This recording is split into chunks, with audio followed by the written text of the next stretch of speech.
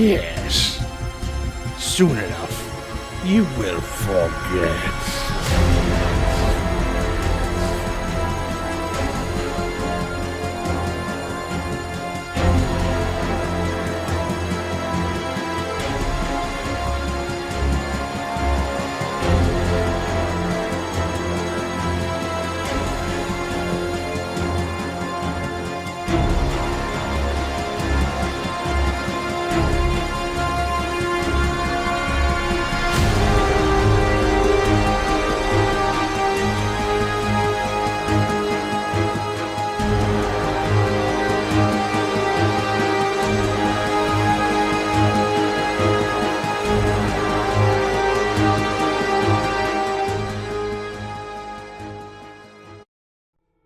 Thank you all for joining us once again. Welcome to DrkDruid Productions' presentation of Prince William by Night, Season 2, The Night Shift. And before we get started, I want to first thank all of you viewers for joining us again, and those who are returning, thank you for staying along for this fun ride. We appreciate you to no end. Yes, hearts all around. And we do this because we enjoy it, and we hope that you guys do as well. We don't do this because we're making money. We do this because it's something we love to do, and we like to share it with the rest of you. So before we get started, it is my privilege and honor to introduce to you this evening our players. We'll start with you, sir. Good evening, everyone. My name is Michael Walsh. You can find me on the interwebs at Ventrue1399 over social media. This evening I will be playing Carlisle Jacob Milliner. Good evening, everyone. I'm Natalie Chapman. I go by Alnestra on all the internet sites, and I am playing Sarah Strong. Good morning, good afternoon, and good evening. I'm Trevor Chapman. I go by Ratnef on all the social webs, and I am playing Rico. Evening, K-Nights. I'm Chase, Black Coffee Jace, playing Jude St. Germain. Hello, I'm Ashe Daniels. You can find me on social media as Shapeshifter, and I will be playing Jacqueline Dearie. And again, I am David Legan, aka the Dark Druid Sylvanov, your host and storyteller for the evening. Let's get right to it. We rejoin our coterie, and there's been almost a week past since last we've seen you all. And we join Mr. CJ Milliner and Jacqueline Dearie in his Chrysler 300 on their way to run an errand.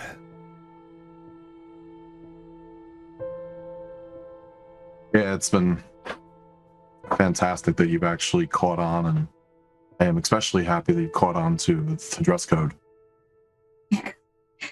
I appreciate being able to have a little bit of the resource to explore and experiment with this type of style. Well, the business line of credit definitely helps. Hopefully the hat is not too much. Whatever makes you feel comfortable.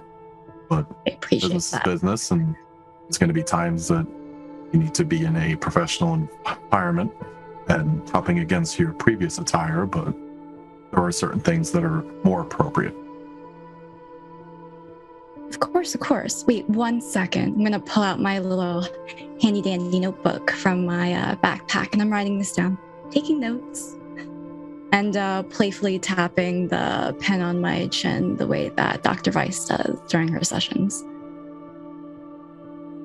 You kind of pause, watch her specifically do that action with a pen, reminding him of something, and then he would continue down Route 234 and turn off on an exit, heading towards a more suburban area.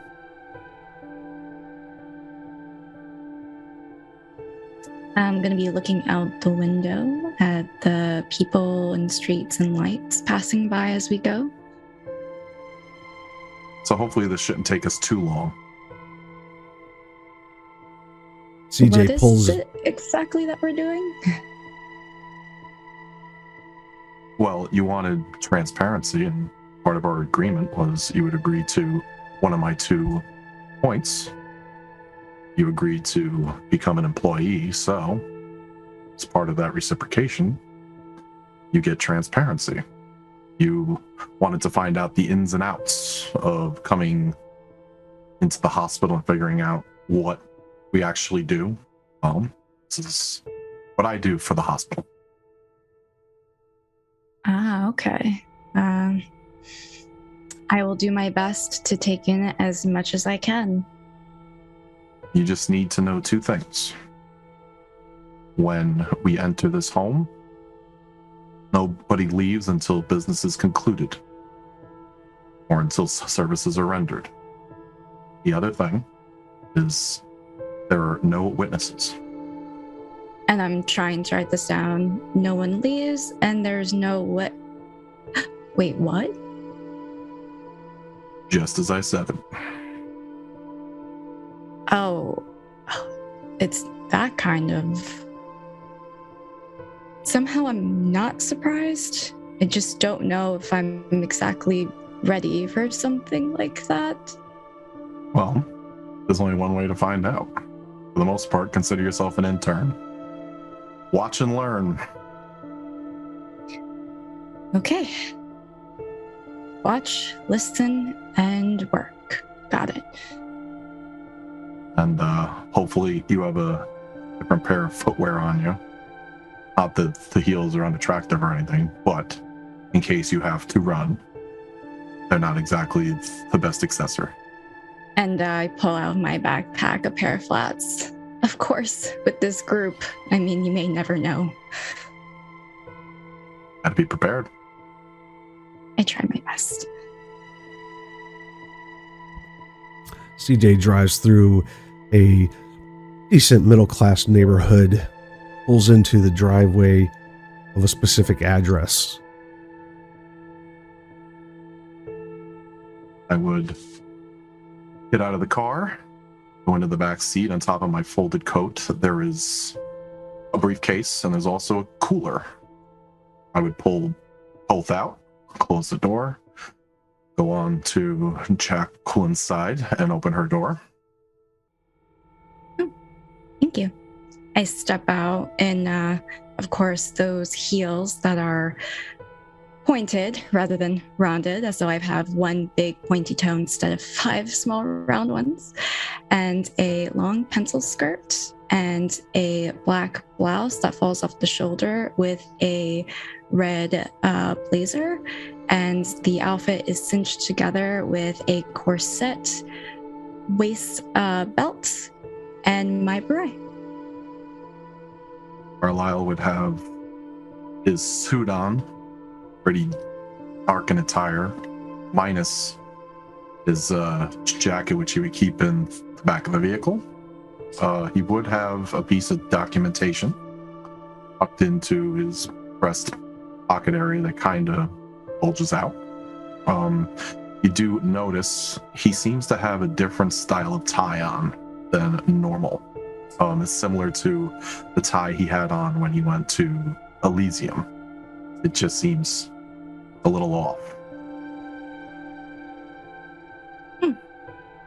Is that tie for this special occasion? You could say that. That's very on point for you. Extend out the briefcase. And I take it. Follow me. And he would head to the front door and You knock resoundingly on the front door. Not quite a cop knock, but it's definitely one that would get your attention. Still a couple of seconds, you can hear somebody running around inside, comes to the door and unlocks it. There's a middle-aged gentleman there, a little bit of a pot belly, has some moles and some skin issues, probably in his late 50s, and he seems very surprised to see the two of you. Can I help you? he would immediately head inside, just kind of pushing right past him. And I'm following behind going, excuse us, pardon us. Hey, you can't just walk in my house. Hey, hey, who do you think you are? He would continue until he found something that had a suitable table area and set the cooler down. There's a dining room in, not 15 feet past the front door to the left. It's got one of those nice, probably 6 to 8 person dinner tables. It's completely clear.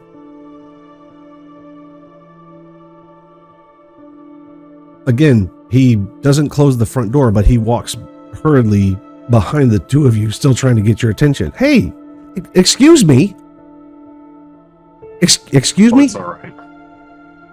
He puts down the cooler on top of the table. He turns around. He says, Mr. James Bliss, 5669 of 211 Tempest Drive, Manassas, Virginia, correct? Who the hell are you? You need to get out of my house. How do you know my name? I will take that as a yes. Your brother is Jeremiah, correct? Yeah, that's still who the hell are you? My name is Carlisle Jacob Milliner. I represent the law firm that is tied to Prince William Memorial, specifically the Accounts and Affairs Division. You have been tied to your brother's surgery that occurred a couple of months ago. He had heart replacement. Yeah, I co-signed to help him finish paying for it. So what? Absolutely. And he pulls out the documentation and he hands it over to him.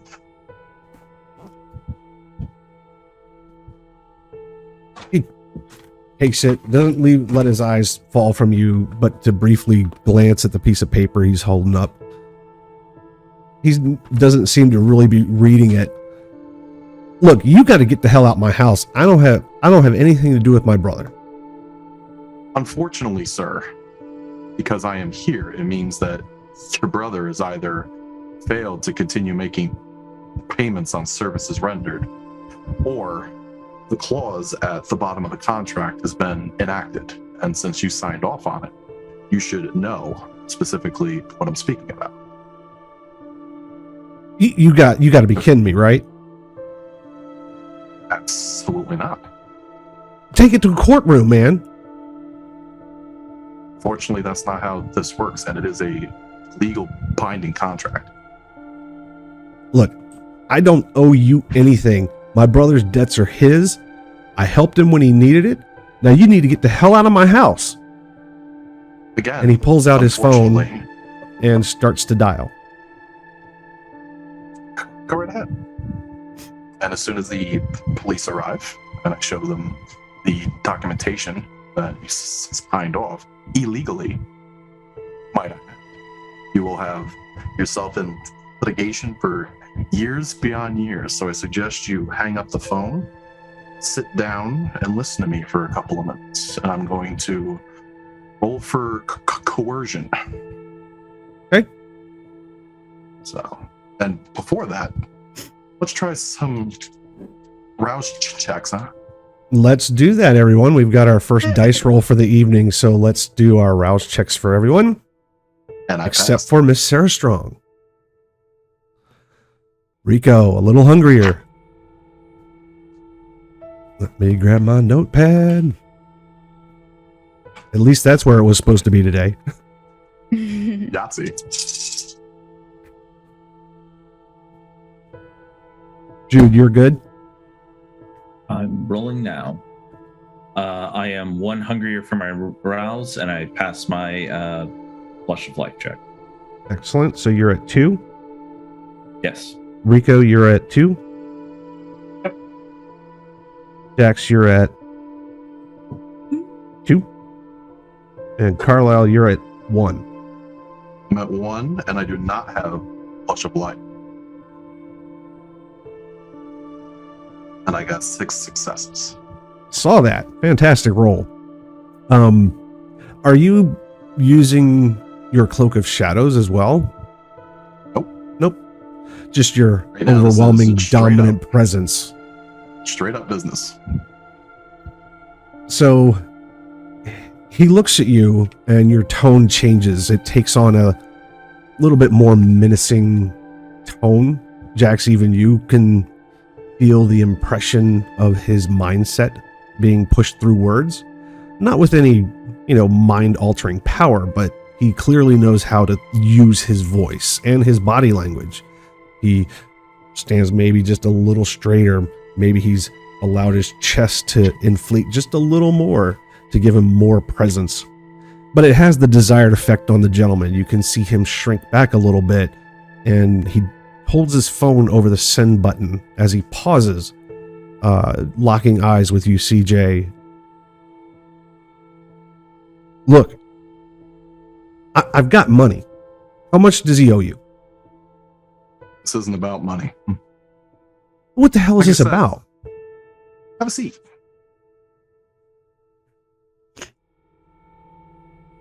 I assure you this will take Why are you rolling your maybe sleeves up? 20 minutes. I'm just trying to get prepared, that's all. It is a little warm in here, isn't it? Excuse me.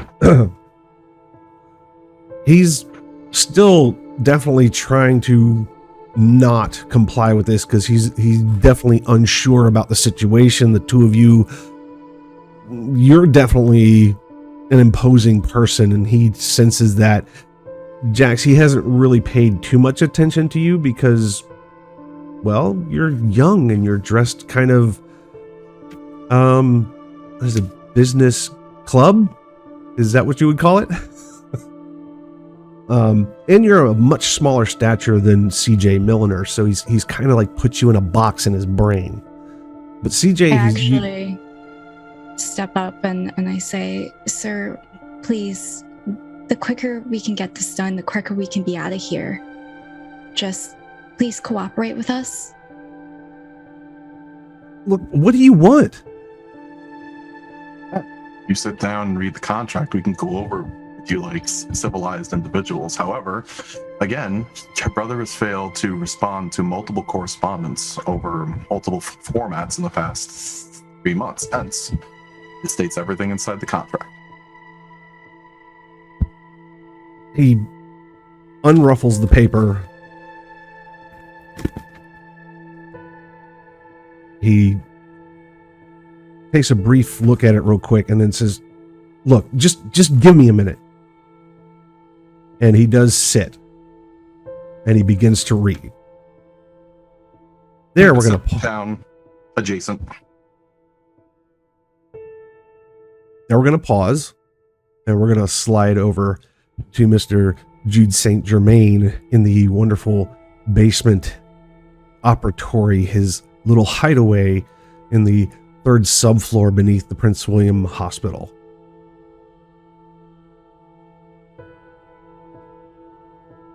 Do I have a guest with me? You do indeed. Mr. Gerard has taken you up on your invitation hesitantly, but has decided that it's probably the better if he were to at least show up and have a conversation with you. And he has just now exited the elevator. The red light went off. The big buzzer goes off. The doors clack closed behind him as he steps out. I'm going to meet him and then bring him into the operatory. He's hesitant to walk past the anteroom.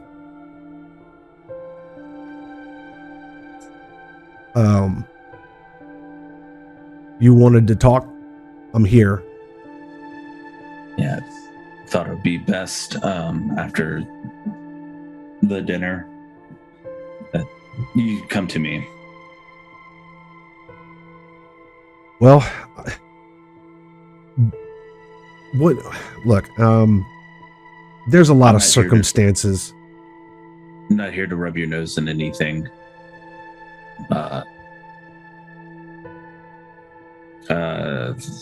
If I could be honest, I would rather you not turn defector and join the Camarilla. Why the hell would I do that consciously?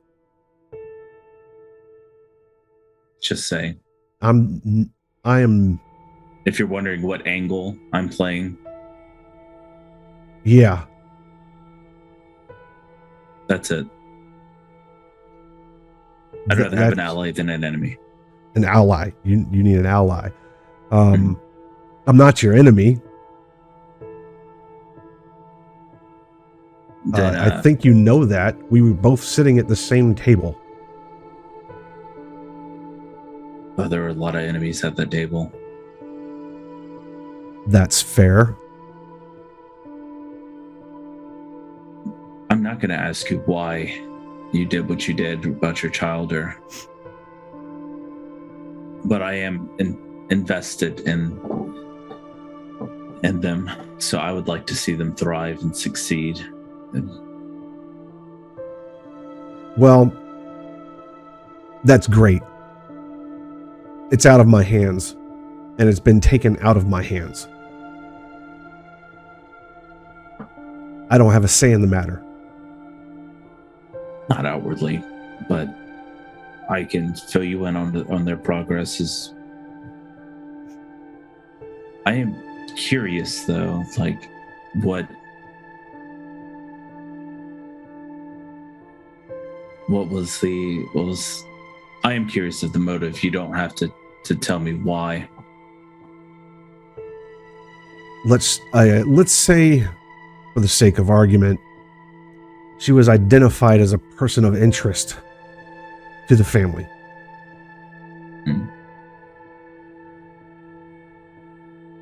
She's different. Very different. She has a chaotic energy behind her that we haven't been able to figure out. We've been watching her in that fucking farm for some time. I'm sure maybe you don't know. It's been on our radar for quite a while. We actually we own that property now. I'm aware. What's your take on it? I don't know exactly what you all do behind closed curtains and dark candles and what have you, but I understand that place has value and interest.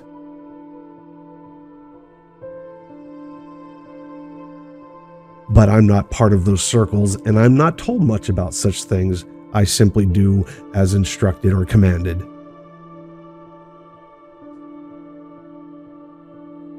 Gonna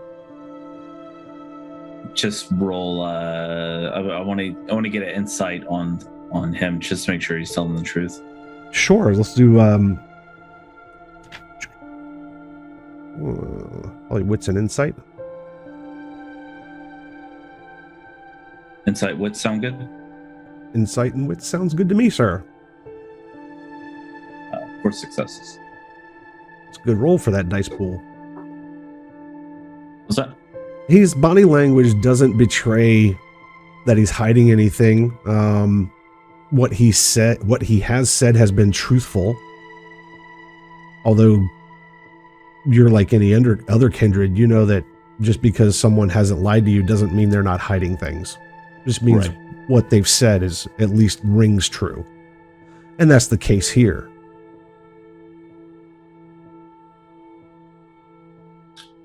Do appreciate you being honest with me. If you do need a place to stay or food, that can be arranged. I know what you do here. I'll keep you in mind. I appreciate the generosity. And the head of the table, you shouldn't be too worried about him wanting to actively get rid of you anymore. Yeah, you keep a hold of that thought and I'll keep a hold of the one I got. Is that fair? That's fair. Look, Jax is out of my hands. I'm not allowed to be part of the process. They have plans for her. What are those plans? I don't know. It's above my pay grade. But at least do me the kindness of letting me know from time to time that she isn't dead. Yeah, that's what I was going for. Every now and then I can go you in or have you observe her from afar, whatever you prefer. It's not all out of your hands after all. Yeah, I'm not dancing on those gray areas with your brethren. It's not happening. I get paid very well to do what I do for you and your family. The choice is yours. Be in touch. Is that fair? That's fair. And I'll speak to her soon. Very well. He turns. About the time he does, the red light goes off again. The buzzer goes off again. That one. The doors slide open, and a fairly robust, suited individual wearing white pants, white jacket, black shirt, a white tie. Looks like he's wearing a pocket watch of some kind because there's a gold fob going from a button to a pocket. And the stench of a cigar wafts out. You recognize the gentleman that was named Vincent at the dinner. He strides in. Now you immediately mental note that you didn't get a call from the front desk. Nobody said anybody was coming down, and he certainly didn't call ahead of time. I'm going to meet him at the entrance. As you walk Gerard out. I don't know if Gerard wants to be seen. I think Gerard would be like, wait here, and then I'll go. Would it be? Yeah, I guess you could do that because it's not like the only view into the operatory is those little oval windows and the swing door. So yeah, I mean, if you see Vincent, you could tell Gerard that, although Gerard hasn't made any indication that he's seen him. And it's not like he knows what that light and bell means. I would mention it. Why is he here? I don't know. Did you invite him? Well, no, but he doesn't answer to me for certain. Dude, I gotta hide. I'm gonna go and meet Vincent. The second you step in front of him and he's out of your line of sight, he would disappear. Whether it was into the shadows or by any other means, who knows? Walk into the anteroom, there he is, smiling, loud and proud as can be, holding a great big cigar, wearing a couple of gaudy rings, a couple of gaudy chains. Even his tie is hanging down a little bit, the button's open. How you doing? Just fine. I didn't get a ring or a notice that I would be expecting a visitor. I'm sorry, I didn't know there was class. I'm sorry, teacher. Next time I'll make sure I make the roll. We haven't been formally introduced, but I'm Vincent. I'm Jude. He doesn't insult you by striking out a hand. He doesn't withhold one if you offer him one. So, I've been told that I need to know what's going on around here, yeah? Well, this portion is my personal haven.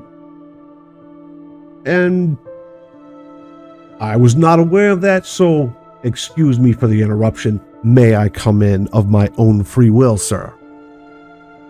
Absolutely. Then I'm going to bring him to the other room. To the training room? Mm-hmm. Okay. He looks around. Nice digs. Get a lot of visitors down here. We get tons. So this is where you run the business from, yeah? It's part of the business. This is where my portion of it comes from. Disposal of corpses, the changing of medical records. Of course, this is half of what I do. I also do surgeries and other things benefiting the hospital, pro bono cases and whatnot. Look, Germain, Jude, Doctor, I don't care about this hospital and what goes on here. What I'm worried about is how's business. Business is okay for now. We just got a new center for blood and tissue. However, I'm worried about the supposed blood tax that's going to be imposed on us. There won't be one. No. But the fallout of that is going to affect business in unforeseen ways. For sure. For sure. Who knows what the future brings, right? That's right. Well, know this. I'm a benefactor and a partner. And it's my job to make sure you all don't fuck this all up. Is that cool? Yeah, that's cool. That's a great answer. I like that. So, Jude, you know where I can find that lawyer, Milliner?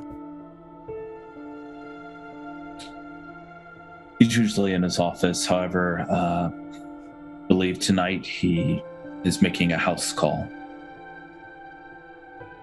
And from my tower buddies on the other side of the fence, I heard that you all had some ghoul up at the fucking Elysium, right?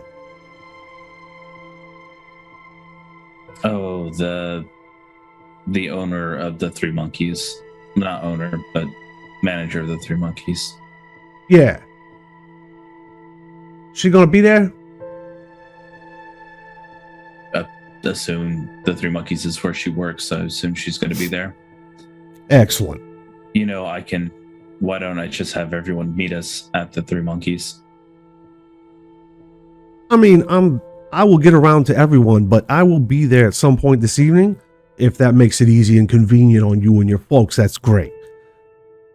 He taps out the ashes in one of the kidney-shaped bedpans that's next to one of your operatory tables. Even though the place looks immaculate and clean, he doesn't even think twice about it. Takes a long puff. Please refrain from doing that. Doing what? As he taps Ashe again. That ashing in here. Oh, I'm sorry. Does the stink bother you? No, the ash, the dirt. Say no more. Tell you what. He puts it right out on his tongue. There's not much of a little sizzle because there's not a lot of saliva in a vampire's mouth. They don't have these functions anymore. There's that slight hint of a little bit of scorched flesh as he literally holds it there until it's extinguished. And he looks for a trash can and will throw it in one. So, we'll see you and your friends later, yeah? Yeah, we will all be at the Three Monkeys later. That's fantastic. And tell your boy, Mr. Grillo, that his little project out there off at that farm, it's been approved. He may move forward. Sure. Excellent. We'll see you later. And he turns and shows himself the way out unless you stop him. Nope. He enters the elevator and disappears. As far as you know, Gerard is either hiding or gone at this point, but he does not make himself known at all. It's fine. I will message CJ, Rico, Sarah, and Javier to go to the Three Monkeys. Seems like we're going to have a party tonight.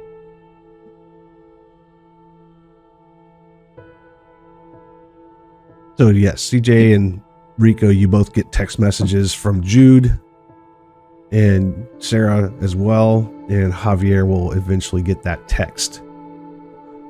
Do you tell them who's here, or do you just say we're gonna have company? No, or... I don't. I usually don't give any specifics about like who or what. Okay. But I will I'll say I'm leaving. I suggest you not linger here.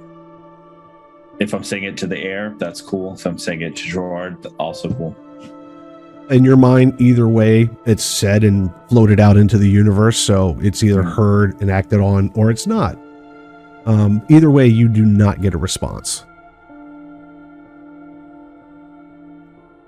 Yeah, now, making my way to the Three Monkeys. Excellent. We'll cut over to the Three Monkeys, where we have Luke, Sarah, Rico, or not Rico yet. Or are you already there?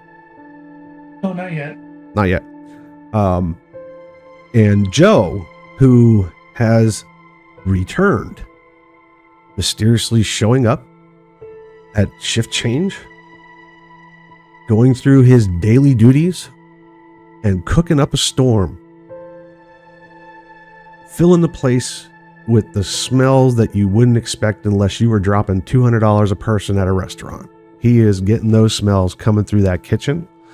He has artfully made humongous tomahawk steaks and some custom made potato tents over them and some other things that he has just put the flair on like he's never done before. He's really going out of his way and has offered to feed both Sarah and Luke since they are there. Luke declines after having a short side conversation with Sarah and excuses himself to go and check some things out that is not making him feel good. Joe, after having been absent for a number of days, even a week or two, has shown up, and nothing is different for Joe. As far as anyone can tell, and Sarah, as far as you can tell, he seems perfectly fine. It's too good to be true, is how it feels.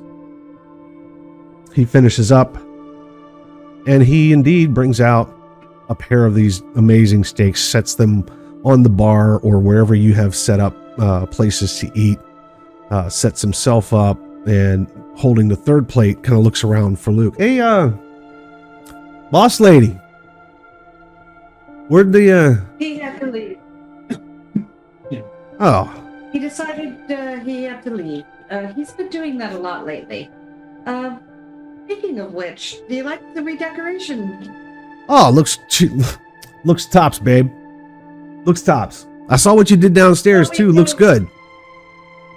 Thought we'd do a little more upscale clientele, and I knew your culinary skills would meet the test. Oh, thanks. I appreciate you believing in me. Hey, here you go. Enjoy. This, you're gonna love this. This is gonna blow your damn mind. Can't wait. It looks delicious. And So he Sarah takes a seat and some- starts gobbling in. Sarah takes some bread, dips it in some oil and drippings, and just really enjoys that Italian flavor of oregano, and then starts on the amazing steak and ensures that we're going to enjoy a meal together. So Sarah says, "This is wonderful, Joe. Where have you been, though? It's been a few days." What are you talking about? As he shovels a big mouthful of fatty steak in his mouth. There's a bit of a sheen on his chin where the garlic butter drips. Just haven't seen you for almost 2 weeks.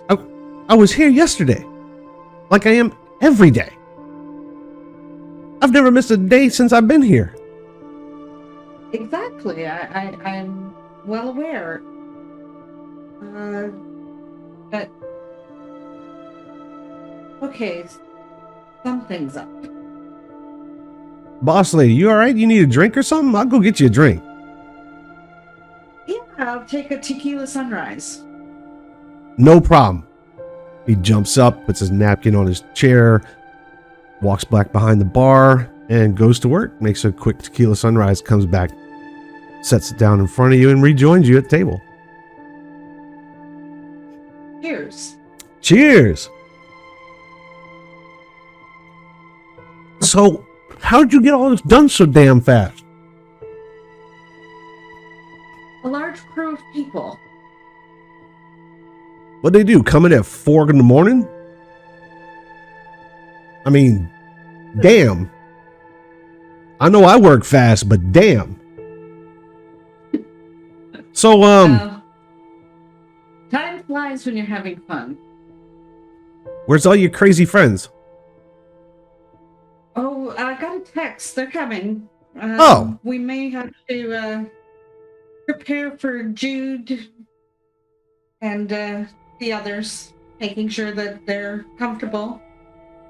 Probably take them up to the speakeasy I built upstairs. No shit.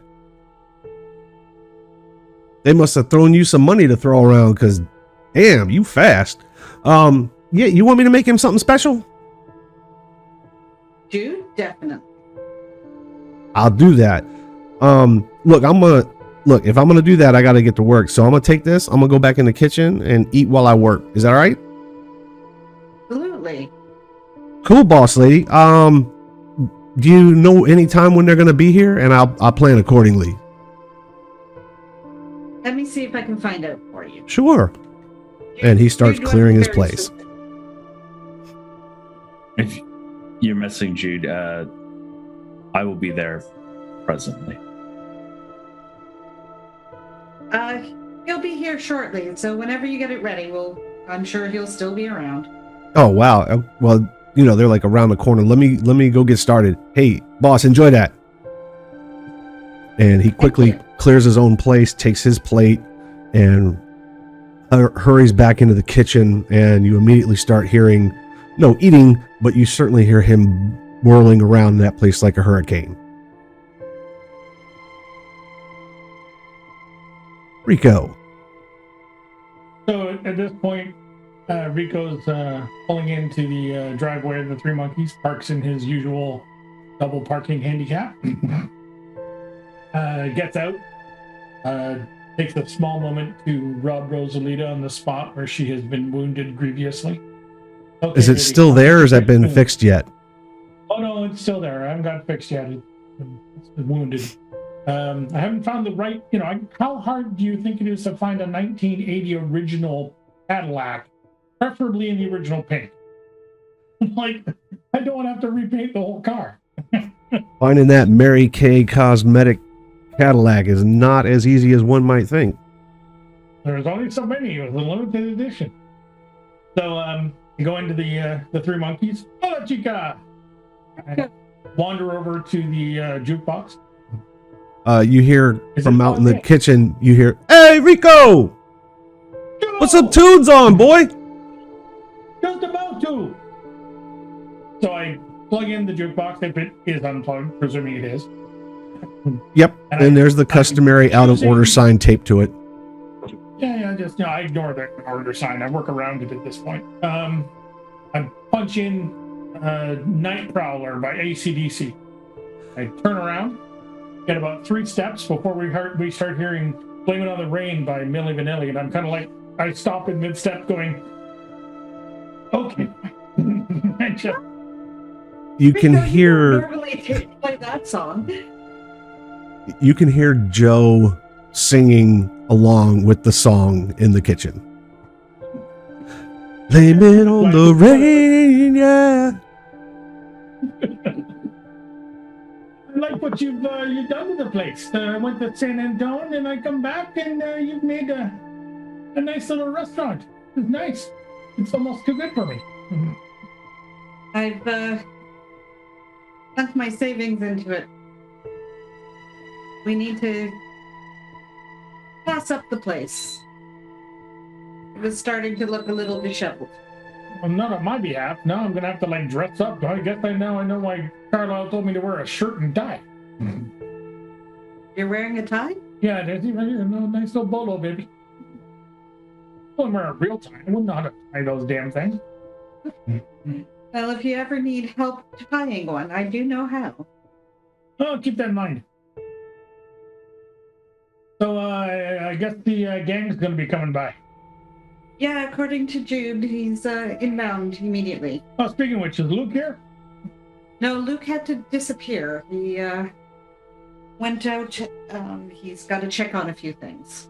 Okay, cool. So I wander over to the kitchen door. I holler back to Joe. Hey, Joe. Hey, yeah. If you got a minute when you're not cooking, which you do so fucking well.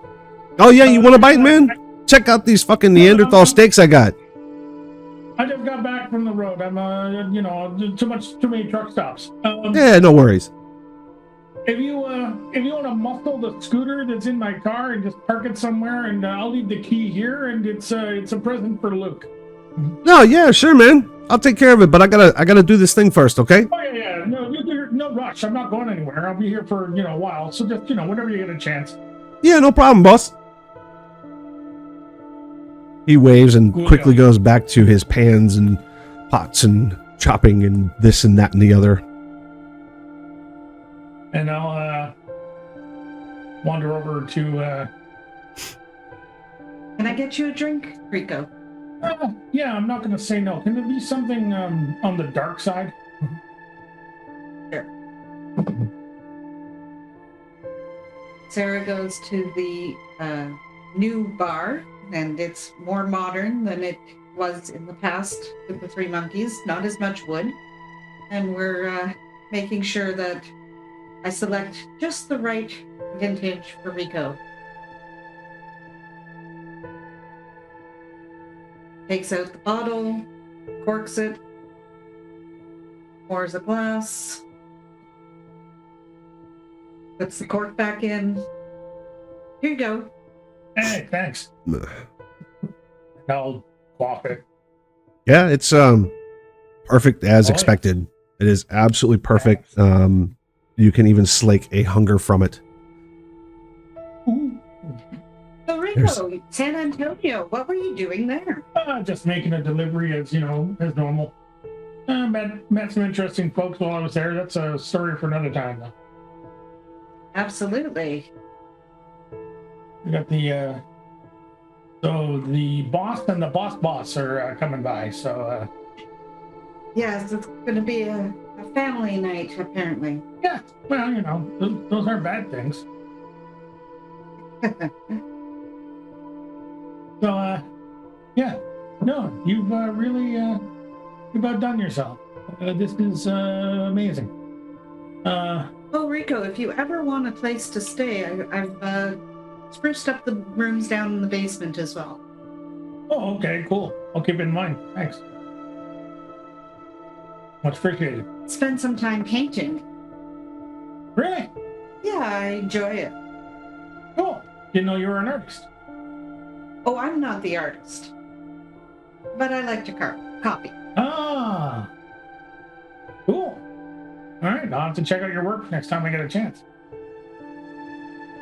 And yes, Rico, she just spoke Thieves Can't For. I'm a forger.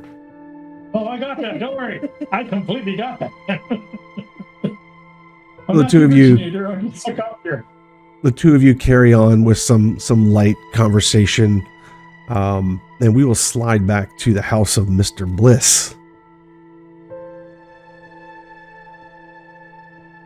While Mr. Bliss is reading... Oh. No, we can hear you, Jax. We couldn't hear CJ. Oh, okay. I'm okay. While Mr. Bliss is reading the documents, I go over and I close the door and come back to CJ's side. He doesn't look up when you step away. He doesn't look up when you close and lock the door.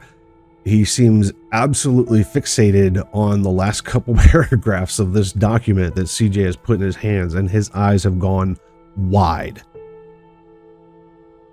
So James, just to put things into perspective, let's put all the business talk out of this, shall we? Because I feel that you've gotten to the point of my visit here, and obviously having an outside influence isn't going to help things. So what your brother did on a regular basis for the past couple of weeks is he gave a pint at the hospital as payment because his insurance ran out before the surgery even took place, and he really didn't have a dime to his name. So we made out an arrangement. Now it seems he skipped town. Again, we've tried to correspond with him multiple ways: snail mail, email, phone calls. We even sent somebody over to check out his residence, and it seems he doesn't actually reside over there anymore. Hence, this action in the contract had to be invoked. I don't enjoy this part of my job. However, it does have to be conducted. This cannot be legal. Oh, it absolutely is.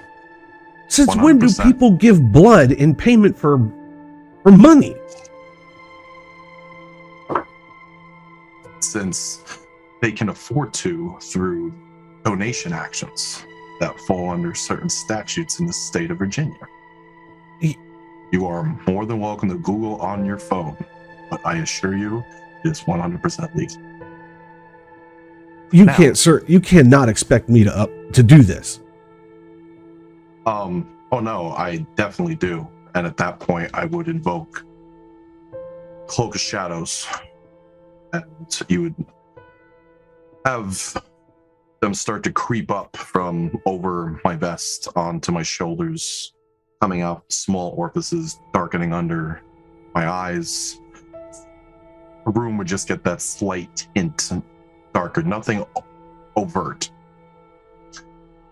So I fully intend on making a withdrawal out of you, one way or another. However, I do try to make it as painless as possible.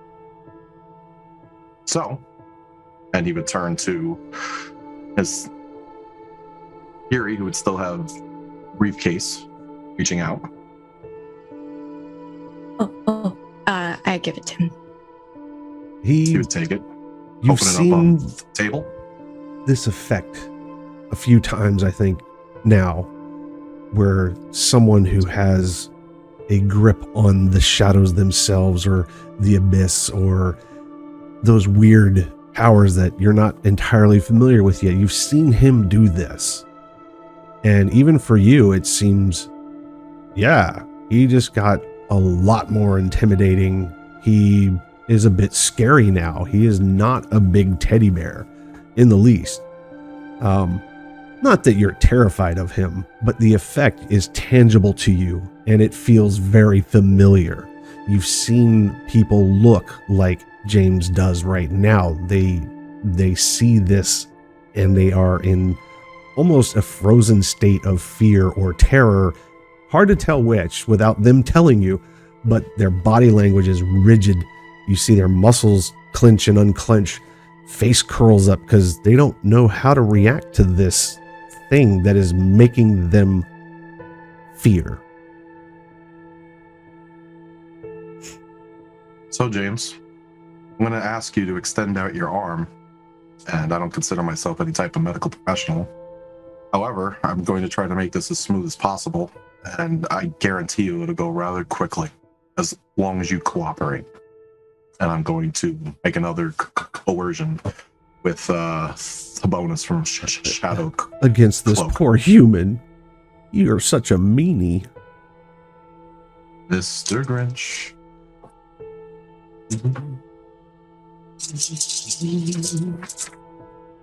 CJ's Maraca of Death, everyone.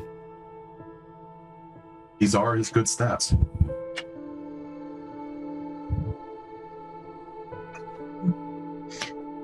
Yeah, Jax, he tells him to stick out his arm.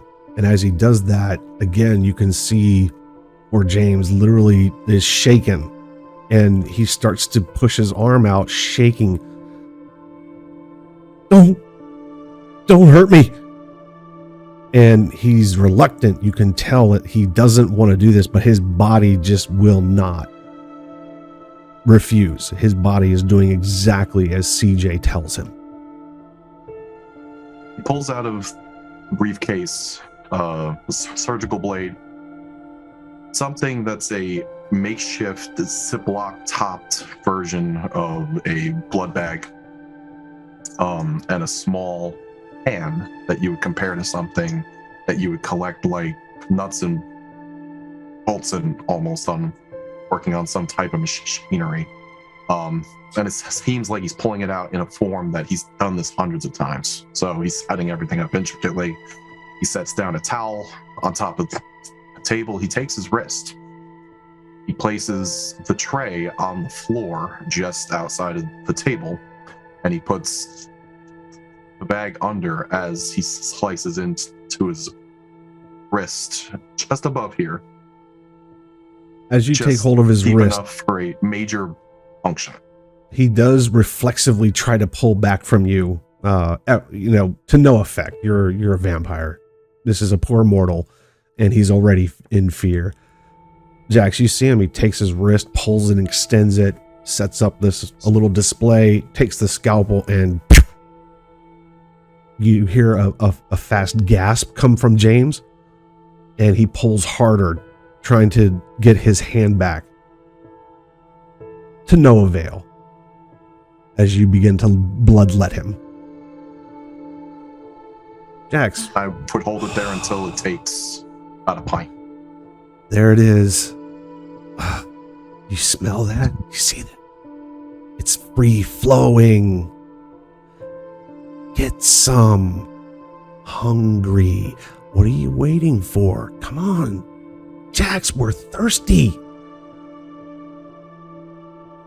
He said you get to take it. You get to help him, so help him.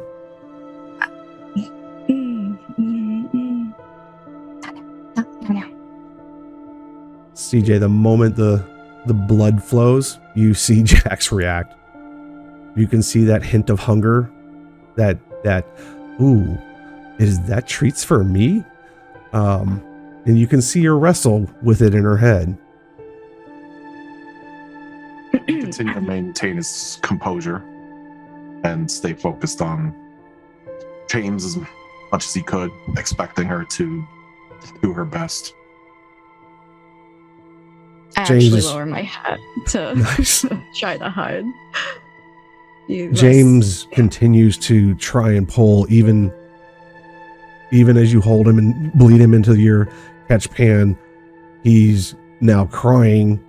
He's got that body shake with a little bit of a whimper. He is now terrified. He realizes that he's actually letting you slit his wrist and bleed him.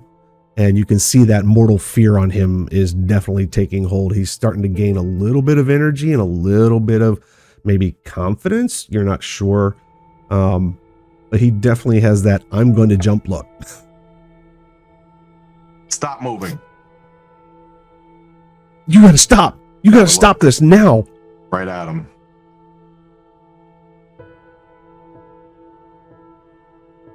And as it would fill up enough, take him, I would lean forward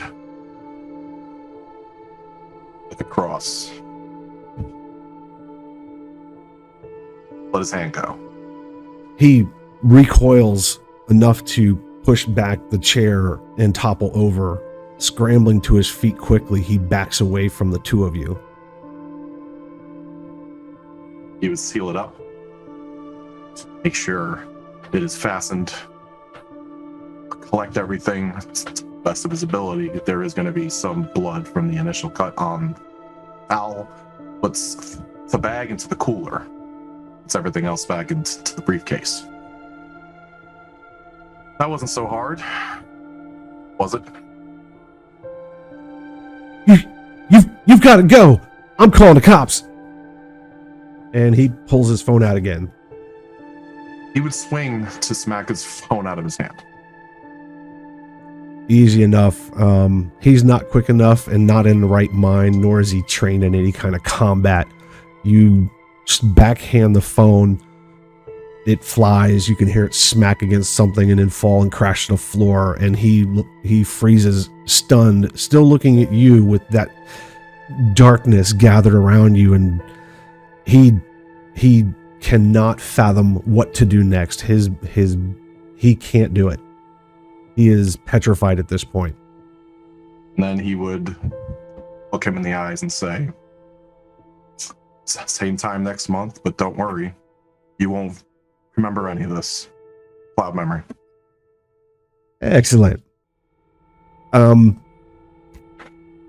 you speak, and right before you activate that ability and start to muddle his brain, he actually loses control and pees on himself. He loses it. The fear, the smell of fear is absolutely thick at this point. It's coming out of his pores.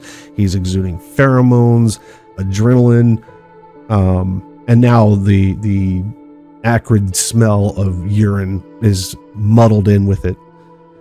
Jax, as soon as he gets that all gathered up and into the little cooler, you feel a bit of relief, not seeing that, and no longer blood flowing or pooled in a tray that you could simply pick up and drink like a bowl of milk.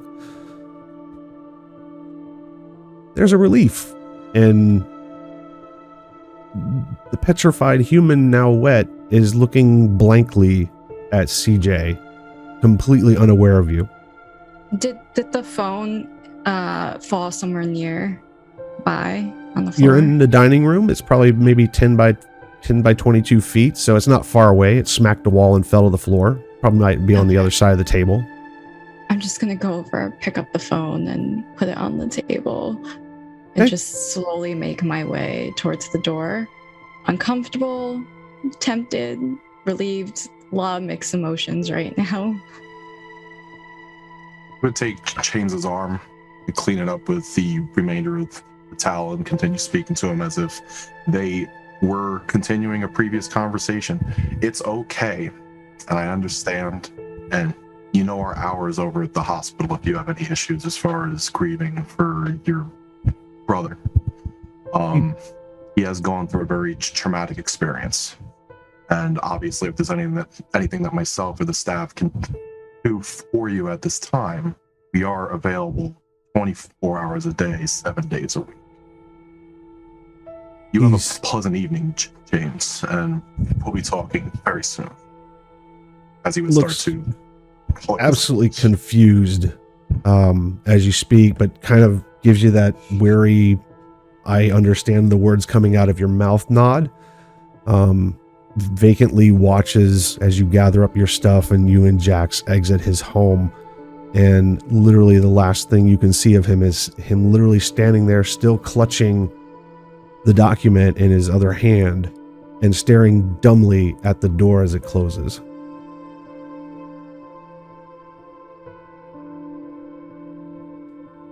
Jax is very glad to get out of there. There was a lot of mixed feelings of wanting to comfort this individual and seeing them pretty much be forced to do something they didn't want to do. Carlisle, that was pretty messy. Was there really no other way to do this? welcome to training day. He would just continue out to the vehicle. I mean, you also work at a hospital. Don't you guys have IVs? You just cut him open like it was nothing, and with a A moment. Forgive me, but you don't understand our business. We have customers. And those customers expect things on time. So, when things are not delivered on time, I am one of those individuals that makes sure that things are on time. Things have a contingency. I am that contingency when it comes to these types of actions. In time, it's going to be part of your job.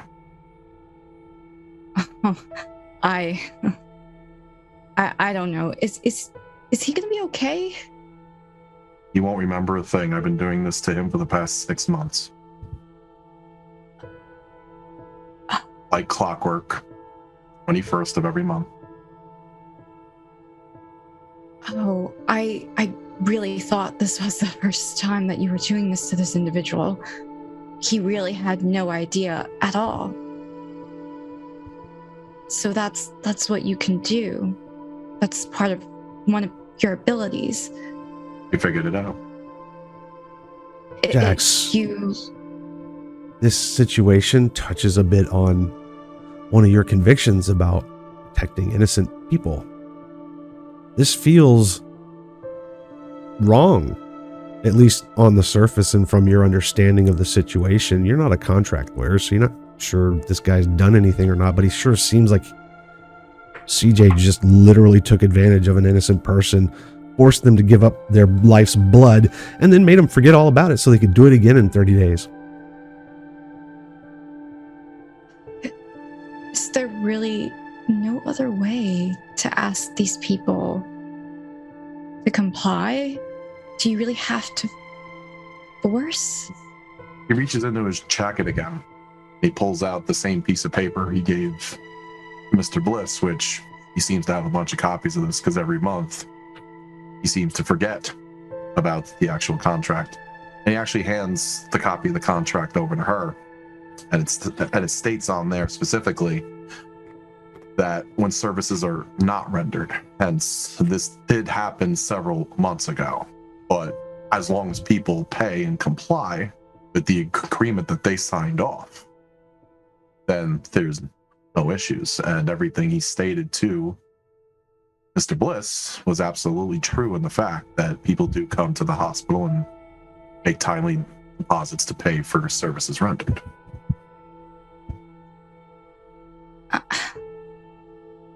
He would put everything away in the back of the vehicle, hold the door open for her.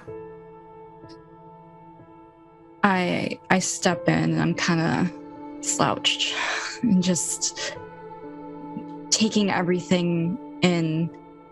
I mean, if he forgets every time, like, it makes it kind of hard for him to even acknowledge everything and to go along. It's just like he's stuck on a loop now with you every time. To be honest, I'm not fully happy with it. However, it is a business. The business must be conducted accordingly. Luckily for him, he only has 2 more payments left. Look on the bright side, Jackie. This guy's giving you a job going around taking free blood from schmucks. Fucking great plan.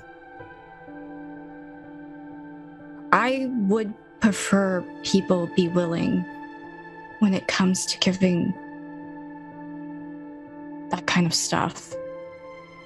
I like for them to have a choice. If you continue to be in my employ, Miss Dearie, you could try that route. By all means. However, I will tell you the one thing that I do agree with as far as the Camarillas' tenets, you can call them, laws, traditions, if you will, is the masquerade.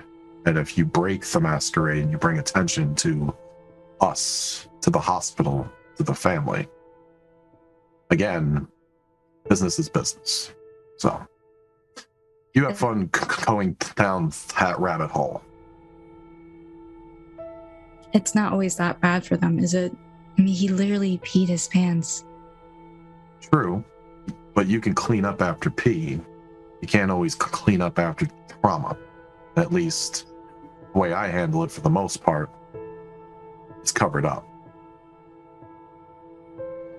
It's a dirty, dirty business you're in, Carlisle. Welcome to the job. And he would close the door on her. As he comes around the other side, he would check his phone and he would see the message. He would text, on our way. Head in, turn it over, head out in the 300.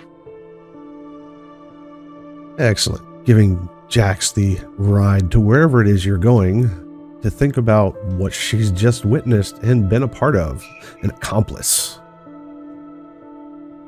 Mr. Jude St. Germain, pulling around only a few short minutes from the hospital to the Three Monkeys.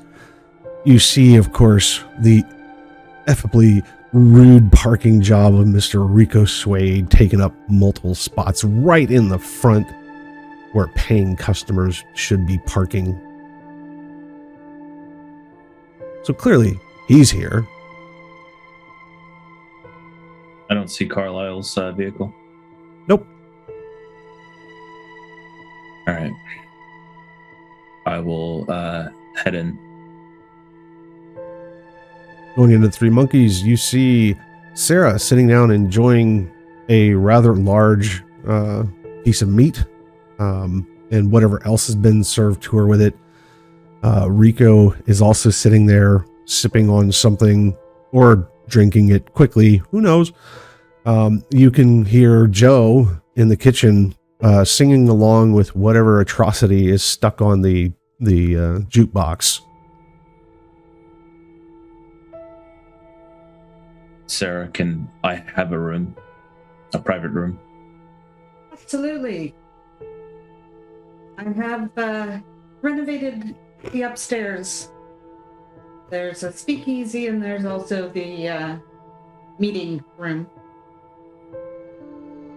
We can, you can adjourn up there and conduct your business.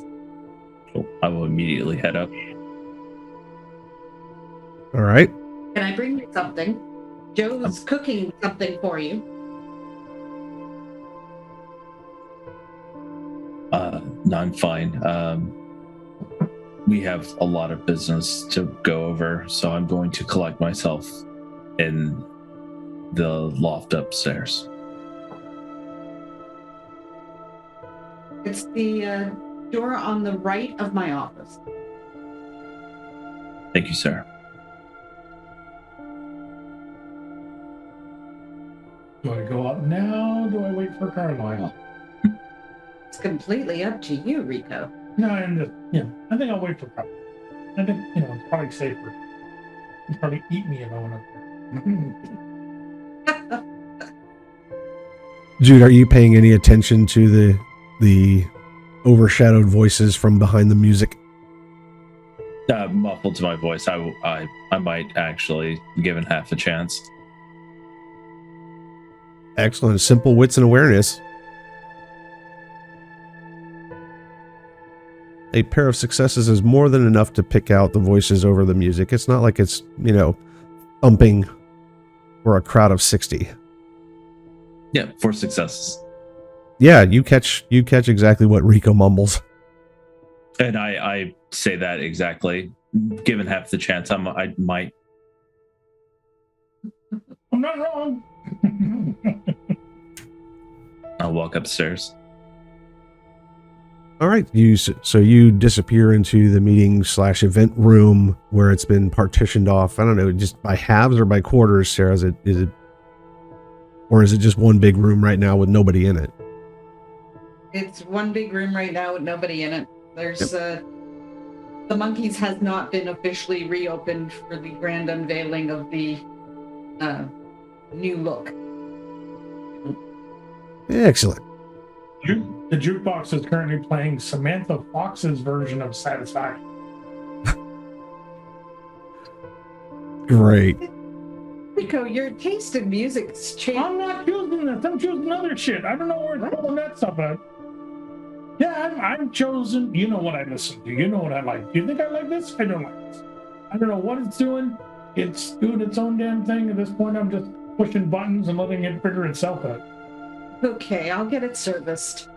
When the song changes, there's a pause in Rico's sing-along.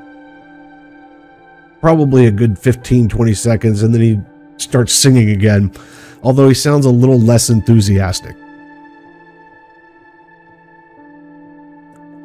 Jude, it's pretty sparse up there. It looks like they've stacked a lot of tables and chairs up there. Looks like if you went to a hotel conference, a small conference room, it looks like it could probably fit, 30, 40 people, with, half a good dozen tables. Gonna take out enough chairs for us and sit down and wait. Roger that, sir. CJ and Jax, it's only a couple, probably about 10-15 minutes when you leave. And Jude, about the time you sit down, you do get a text from CJ saying that he's on his way. Perfect. The two of you approach, driving up towards the Three Monkeys. You see Rico's car. And Jude, did you drive the hearse? Yeah, absolutely. So, yeah, the unmistakable hearse of Dr. Jude St. Germain is also parked almost perfectly in a spot that's too away from Rico's hog.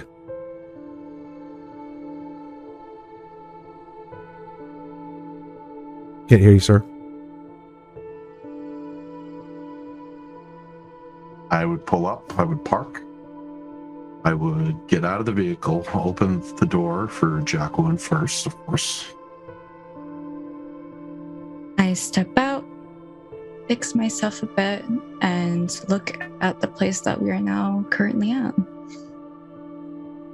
And I would go into the back of the vehicle, pull out the cooler, close and lock it up.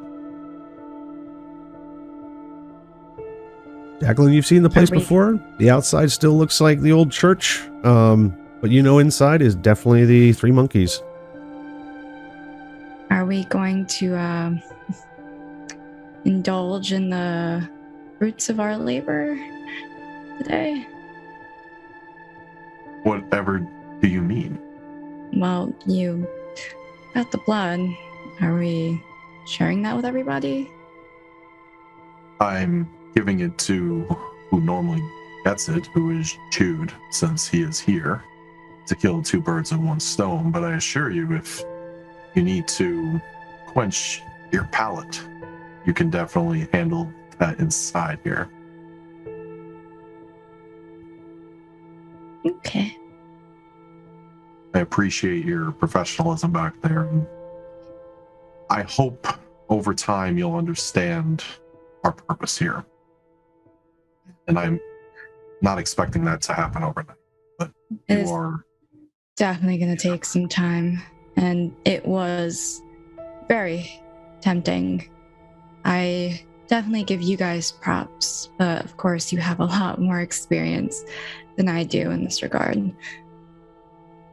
Well, don't be surprised. Over time, you'll soon understand your heritage is known for their strength. How do you do it? Do you think about something else? Do what? When faced with that kind of thing, right, in your face, do you think about something else? Do you try to distract yourself in the moment from not thinking constantly about the thing in your face? You'll find over time, you really should try to hang on to your humanity, because it's a very hard thing to get back. And he turns and heads inside. I follow. Sarah finishes up the last bite of her steak, takes the plate into the kitchen, comes back out, and sees CJ and Jacqueline coming in. Welcome! Hello. Apparently, the party will be upstairs in the meeting room, and if I can get you anything, let me know. Yeah, I would like a drink of, and I just kind of like look over at CJ like, how do I, does she even, I don't even. You were with Dr. Weiss, weren't you?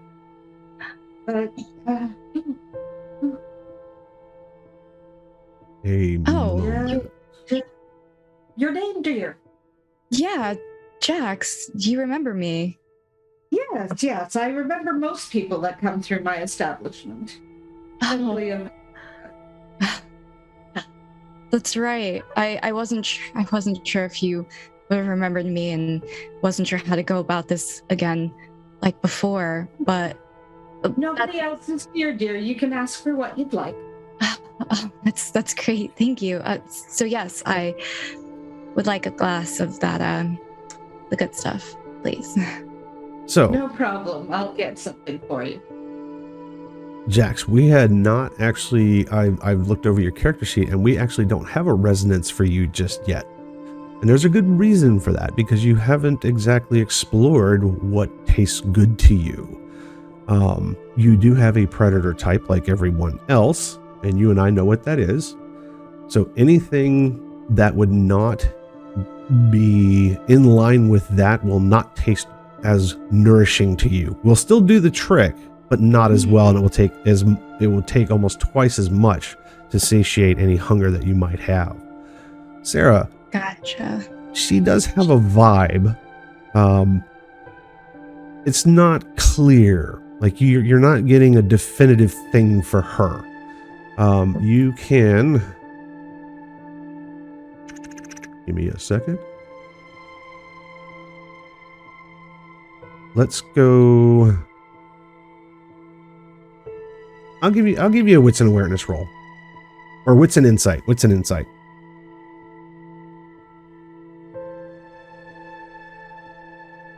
Three successes. Maybe it occurs to you that she likes things that don't include fear, don't include anger or aggression. That's what her body language that you've observed in the little bit that you've seen her or have heard people talk about her, that's what occurs to you that might be appropriate for young Jax. I'm not getting the best read off of you, dear, but let's try this one. This one's a little more of the happier variety. Okay. I will trust your judgment and give this a go. And I pick up the glass. I actually smell it first, taking in the scent, and then take a small sip just to see how it goes. As far as you can tell, yep, it's definitely blood. Is it tripping your trigger or making you giddy about it? No, but your beast isn't crying. This'll do. I'm telling you no. So, Jax, did you get the hat from Beach Prank at Bingo leftover, supply or something? I actually used the budget to that Carlisle helped me with for work attire, and decided to put my own twist to the business style. So Eric Von Zipper it is. Bada bing, bada boom. I was going to say the same thing about your tie, Rico, but at least you tried to make an effort. You told me to wear a shirt and a tie. I wore a shirt and a tie. I followed the rules. I got no leather jacket on. I'm being a good boy. I did walk into that one, so I will give you that one, sir. Well, it's nice to know that you clean up pretty well, Rico. Mr. Saint Germain is upstairs already. Shall I walk you up? We shouldn't keep him waiting. Dr. Redcoat, here we come. Up the stairs, the cadre of persons go, interrupting the somewhat quiet time for Mr. Jude St. Germain. So, Jude, everyone has now interrupted your quiet solace. And it is as expected. Sarah leading the way with Rico, Jax, and CJ in tow. Everyone, They've arrived. Evening, cousin. please have a seat. Do you want me to leave you, or shall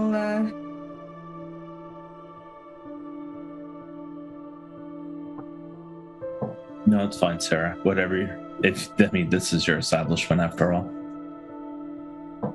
Customer is a customer, regardless of my establishment. Sarah, give me willpower and insight. I'm sorry. Ooh. Wits and insight. From who? from Sarah. Oh, okay. Did I not swallow the microphone enough? Not for that word, no. There's a new sound clip, y'all. Oh, New emoji. 4 successes. The minute changes of Jude's body language, and they are very, very subtle. He is definitely a cold character, very controlled in pretty much everything he does. You've seen that more than once, but there are little tiny telltales that you've been able to observe because you're the ghoul. You're not that important. Gives you an opportunity to people watch, or in this case, dead watch. Jude,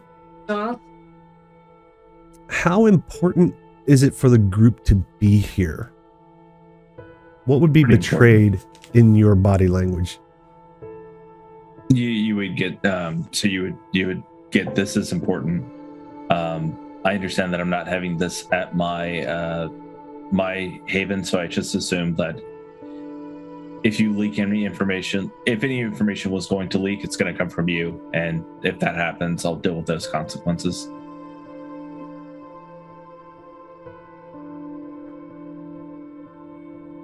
That's fine. I'll stay. He's not exactly passive aggressive. He's just straight aggressive and doesn't paint or flower anything that ever has come out of his mouth. Jax, you're starting to pick up on that. This Jude guy, he's, for lack of a better term, a straight shooter. It's been a while since last time that Jax has been around Jude, correct?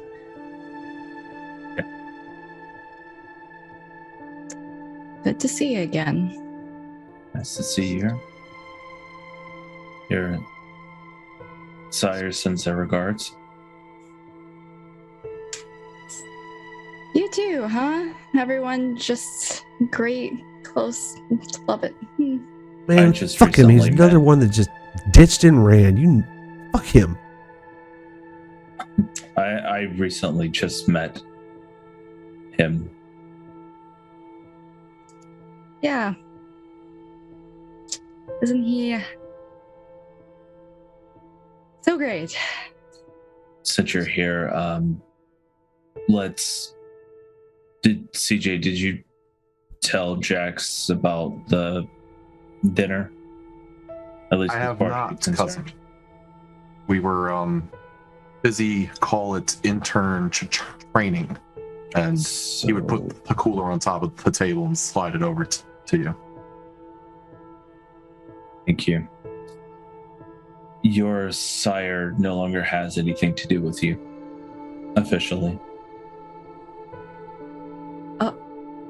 Oh. And knew it. Another one. Just throwing us out like yesterday's fucking trash.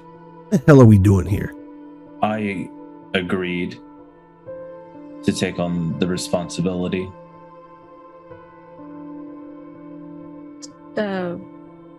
Just responsibility of what? Of you and Mel.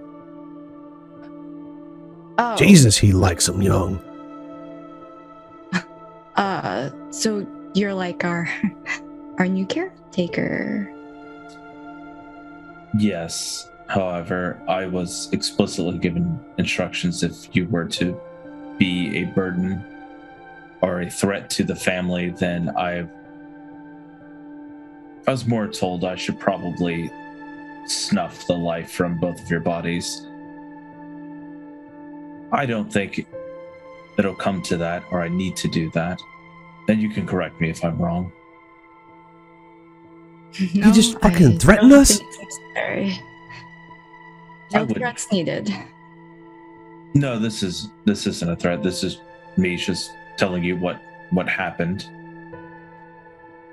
I don't plan on ending your existence. I want to see you and Mel both thrive and be full-fledged psychopaths and functioning.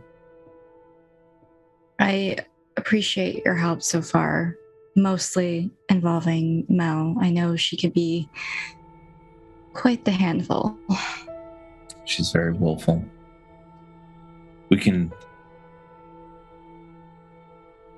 I have something for you later we can talk about. CJ, Rico, Sarah, I apologize for not including you. Just needed to get that out of the way first. Vincent made it a thing to come by my place unannounced, and he will be here shortly. I'm not sure. Intelligence and politics. Sarah, intelligence and politics, please. An individual that we happen to have pleasure of meeting the other evening at a very important culmination that I'm sure my cousin shall be going over momentarily. So, despite the fact that this Vincent name popped up, the whole mention of Mel and the fact that Mel is, supposed to come up and be a successful psychopath and all that has boiled my blood because I just got a bestial failure. All right, pause. CJ, while I'm rolling this out, will you cut and paste to me the titles again, please? Oh, yep. No, the internal. Oh, yeah. The internal titles. So, Rico, what is it that tripped you off? What is it that specifically? What was the straw that broke the camel's back? Pretty much the idea that I understand Jax. I get her. She's cooperative. She's curious. She sort of follows the rules and all that. And Mel is being given equal footing as her, and Mel is anything but any of those categories. And that's just like, she's hurt my car. She shot my balls off. She threatens. She's just a completely annoying creature who I want to snuff out of existence. That's literally. So it was the mention of I feel Mel. so responsible. It was the mention of Mel that did it. Brought these raw memories, the stretched neck, dislocated vertebrae, being shot in the groin, her attitudes, her refusal to accept the reality that is now hers. Sir, what'd you get for your wits or your intelligence and politics? Or the name Vincent has been tossed around in your presence before in certain circles. Definitely ties back to. I believe I'm getting a little uncomfortable. As far as you know, that person has been mentioned as a powerful kindred. Has Did you fingers. just say that in the chat? No. Can't No. send you a chat message that says chat disabled. I don't have chat Chat is disabled. Disable. Analysts can chat. Oh, wow. Oh, I know why. It's because of that meeting I had at Bud O'Clock this morning that I was a guest at that they turned chat off. Sorry. There we go. How's that? Okay. For free. There you go.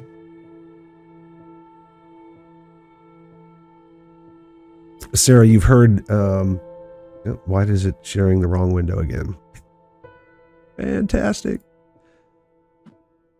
You've heard the name Vincent mentioned in quiet conversations between people that you know come from the old country, across the pond over in the Mediterranean. You've heard the name mentioned in certain talks about powerful Ventrue. It's kind of a weird thing that those two things have come up, that he has fingers in pots on both sides of the fence of the Camarilla, and the family. You know that that's where you've heard this name, so you may not know the person, but it's familiar. Anybody who, all right, so where are we sitting at the table? I need to know what order we are in. Are you guys sitting like you're on the screen right now? Is that how you're positioned around the table? What shape is this table? It's a circle. Okay. Oh, I'm sorry, rectangle. My bad. Your house. Okay. I'd probably get in between Jude and Jacqueline. I'm All right. sitting at the head of one of the tables. I'm assuming CJ's at my right. Sure. I'll sit at the foot. Closest to the door. So if CJ's sitting to his right, and I'm somewhere on the left. And Jax would be one down from CJ, also on the right. Correct. So that means, Sarah, you would definitely see the immediate change in Rico. Actually, pretty much everyone would see that change. At the mention of Mel, Rico reflexively straightens up in the chair, pushes back from the table a moment. Rico, you got to kill this bitch. Look here, SA. You got to kill this bitch now. Get the fuck out of this room and go find her. She's gonna stretch our neck again. Is she showing up tonight? We gotta go. Dude, we gotta go now. Where is Dude, she? get the fuck up and get out. I'm asking where she is. Shut the fuck up and let me find out where I'm going. Where Say that out loud or internally? That was internal. Her, the baby shadow sister. She stopped coming by. I'm not entirely sure where she is. Well, I know where she is, and she didn't go home. Well, you're not accountable for her, so why does it matter? Dude, that sounded like permission. What's up? Why are we protecting her? Why are we looking after her? She doesn't listen to us. She ignores us. Wait. She does listen. She listens to me. And that much I can do. I can work with that. I can help her. The best that I can. I know she's been in a lot of trouble. And Trouble. You want to say that to Rosalita? You want to say that to my fucking neck? You want to kiss my fucking balls? Everybody give me wits and awareness. Pause. Many things happen at once. I'm pausing like this. It's an awareness. Wits and awareness. Except for Rico. Oh, there we go. Okay, I'm too involved. You're a bestial failure, buddy. Oh, I know.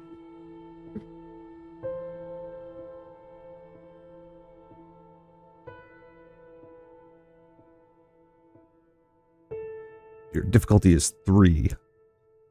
Yep. Okay, so CJ and Jude, you can see the boiling point of frenzy showing up on his face. There are beads of blood sweat beginning to form on his forehead and just below his eyes. He is he's going to snap if somebody doesn't intercede. We understand everything that's gone on up to this point, but you have to understand something very significant happened the other evening that concerns you, and that's part of the reason I told you to dress appropriately. Now, if we can work out a deal here, if you can maintain your composure, I almost guarantee you this news will change your attitude about the whole situation. I'm What do you think? standing there, trembling a little. You can see you can't see my eyes because they're behind sunglasses, but if you could, maybe kind of Rico. around. CJ, do you think we can fix Rico's vehicle Oh, absolutely. It's a vehicle. to his specifications? I'll totally chip in any money that I have to help too. You don't have to. It can go right onto the business account. How does that sound, Rico? I want first dibs. If we decide she goes down, I want first dibs. Promise me that here and now. We can't give you that permission. Dude, let's go find that bitch. Wits and streetwise, Rico. Oh God. I don't Believe know if I'm me, gonna make this or not.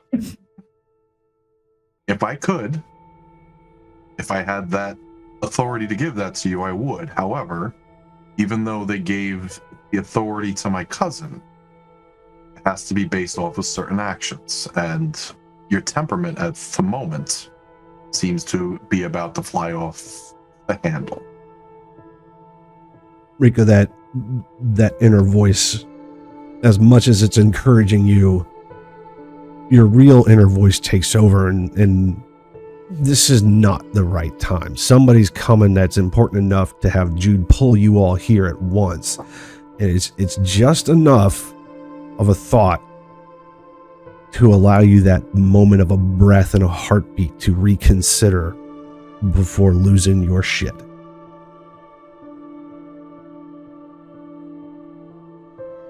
All right, so I will pick up the chair I was sitting on, rotate it so it's backwards to the table, and sit on it like Riker does in The Next Generation, and just plop myself down going, I don't trust her, I don't like her, and I fucking guarantee you she's gonna burn us. And I've told you, and now I'm done. Rico recovers himself. Still looks a bit edgy. You can hear footsteps on the stairs leading up towards the little meeting room as you see Joe appear with a rather large serving tray covered in dishes and this and that and the other. He sees the five of you already at a table, quickly sets it down and sets places for the five of you, putting small plates of this or that in a family-style dining kind of environment, big platters of whatever it is he was cooking. And Jude, it's right up your alley, at least what's on the plates. More specifically, the bowl that he sets in front of you has a little silver top to it. It definitely speaks to your inner self, and yeah, he did good, whatever this is.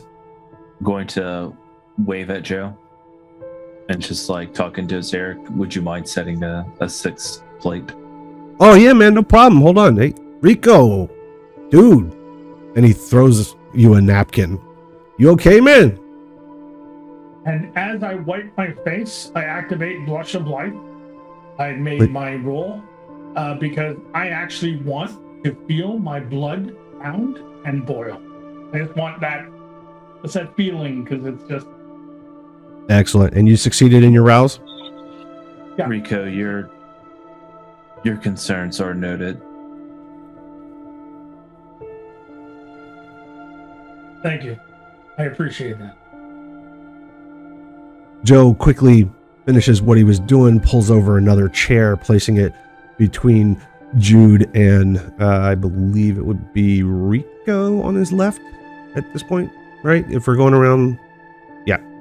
And he runs to the back end of the meeting room where there is a small server area with other dishes and glasses and like a soda fountain and other shit. And he quickly pulls together another sitting and sets it up quite readily and goes about dishing out certain things for each of you on a plate. So, Joe, what did you do yesterday? Same thing I do every day, boss lady. I was here. I mean, you were here. Your friends were here. I wasn't here yesterday. I'm pretty sure you were.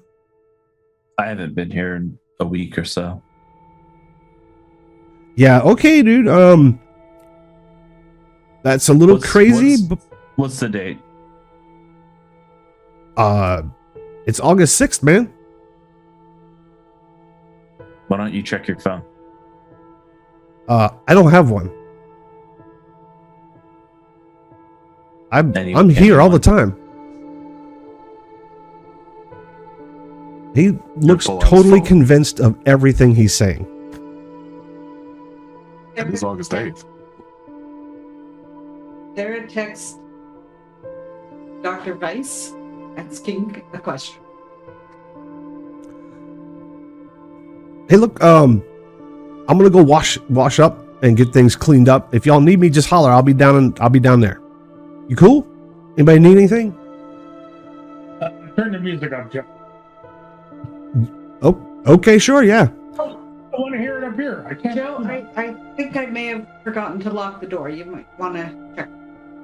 Hey, no problem, boss.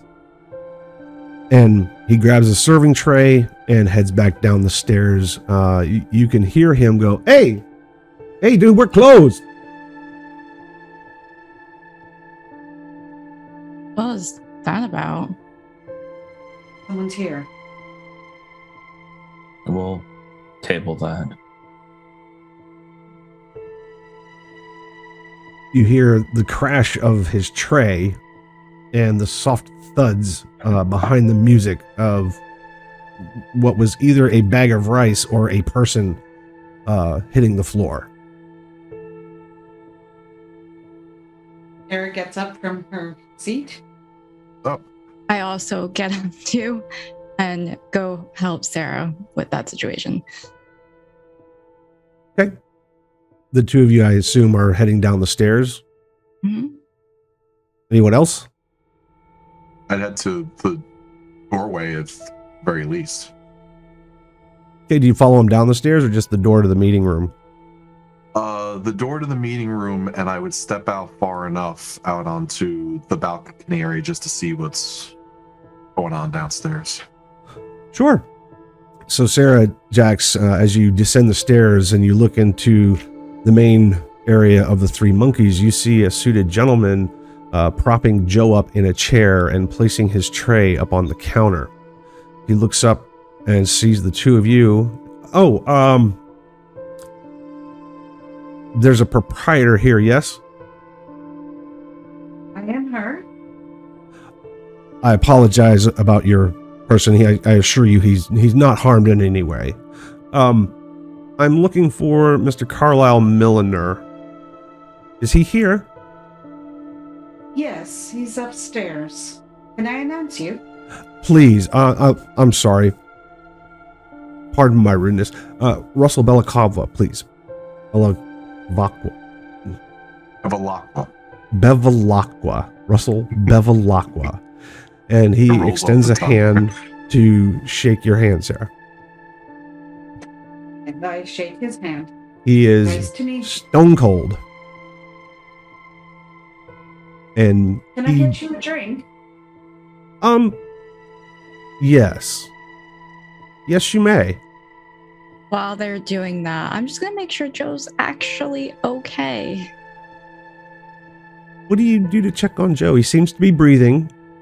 It's nice and slow Joe, and steady. hey. I'm gonna walk over. Hey, you okay? What Miss, happened? he'll wake up in a little while. I asked him to take a nap.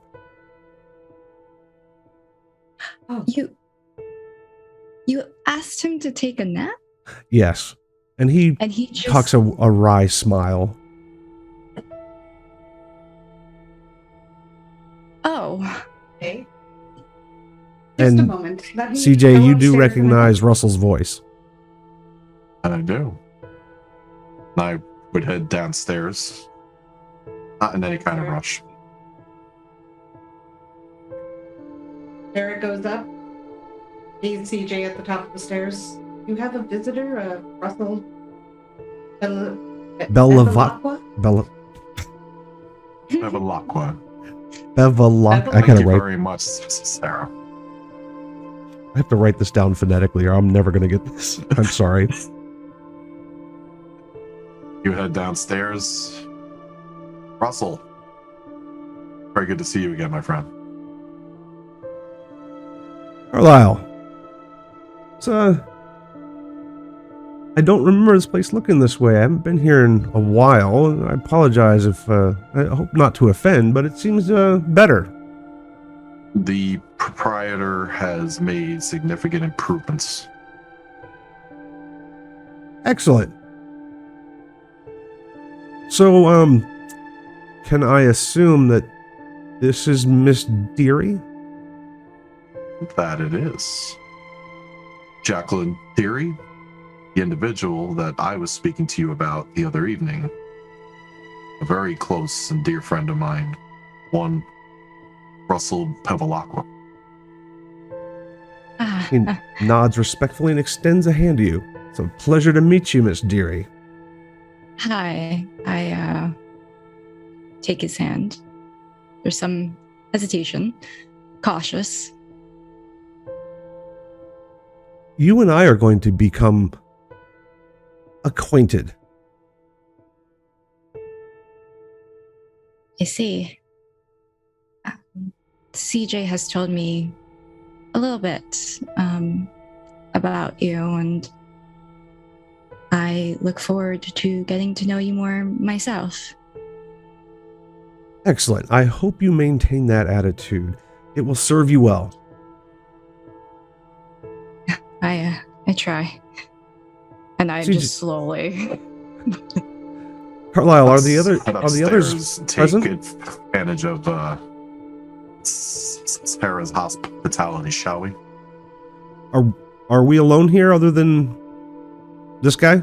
And he kind of thumbs towards Joe. No. There's a couple of other individuals upstairs.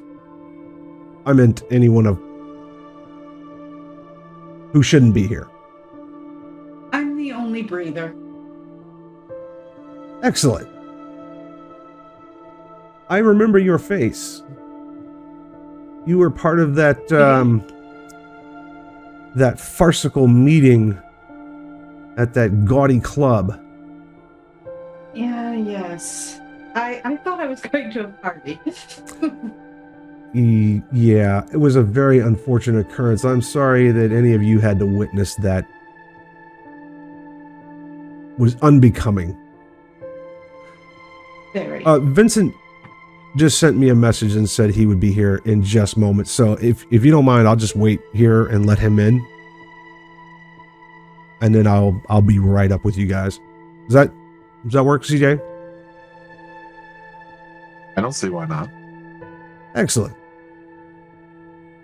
Sarah, he takes whatever you've offered him, takes a long smell of it, again locks eyes with you and raises an eyebrow before he takes a sip. He gives you a quick nod. And in a moment, there's a knock at the door. It's a loud... to your liking, I hope. I would say that it is appropriate. I take a peek from underneath my hat and just observe him as he drinks. He seems very proper, very, very matter of fact. His motions are purposeful and practiced. They're smooth. He seems to have been around for a while. And as soon as the knock is sounded at the door, he immediately hands the drink back to Sarah and says, "I'll get that."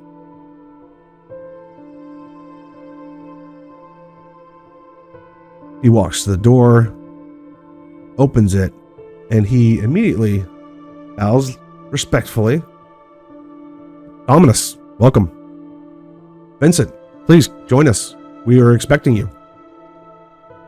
Hey! So, everybody here. I think there's a gathering upstairs. I'm not sure exactly who all's here, but yes. What's with the meat sack? He's one of the employees here, and I asked him to take a nap. Good. Anything else I need to know? No, I'm going to, Miss Strong, do you have a back door here? Or any other way in that you could go ahead and lock up for me, if you would? I will do so.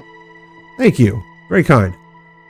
And He watches as Vincent walks in and he closes and locks the door with whatever bolt or latch is there. And Vincent, you know, Mr. Milliner? Hey, it's Carlisle, right? That it is. You can call me CJ if it so pleases you. And he extends out a hand. He shakes your hand. He is cold as ice, doesn't hide it. He carries an air of importance with him. He stands with a stature and has a presence about him almost always. You would almost think it was awe if you weren't mistaken. It's my personal assistant, one Jacqueline Dearie. He raises an eyebrow and turns to look at her. Ah. So you're what's all the fuss about, huh? I don't really know what you're referring to, but I'm Jacqueline, yeah. Yeah, you're the survivor. Huh. Wits insight that. Sure.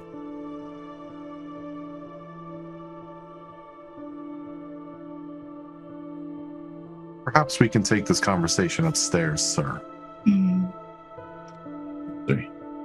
Lead the way. Please, Absolutely. Miss Jacqueline. And he offers an arm. He's a big guy. He's like 6'4". He's probably a good 270.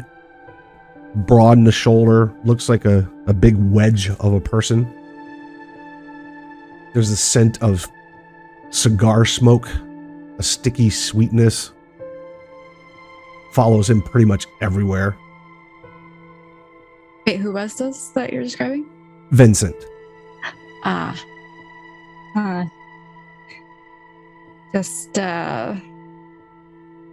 awkwardly take his arm. Jude, I think you're cueing in on him calling her the survivor. Is that right? Like, you're what all the fuss is about. You're the survivor. Like, you definitely can put the dots together with the recent occurrences, what Javier's been planning, what you and CJ have talked about, and what you've heard and overheard at the family dinner. Yeah, not hard to put together that this is Jack's. They're talking about her surviving the incident at the Marrakesh, both incidents at the Marrakesh. More so like the big plans like that's in store for Jax. I just wanted to see like is Vincent in on. His words are confident, knowledgeable. We'll put it that way. Okay. Do I get anything more from interacting with him? Any sense? He's very ingratiating, this big, loud person. He's seems someone very friendly, at least in this moment. He seems very attentive and is being a gentleman. As likewise, Russell is. He gives you a nod as Vincent begins to lead the trail of people up to the meeting room. Walking in, there he is, arm in arm with Jacqueline, followed by Sarah, CJ, and Russell. Bevilacqua. I did it. Rico's a little bit distracted right now because he's paying too much attention to the jukebox, which is playing Dead Man's Party by Ungo Bongo.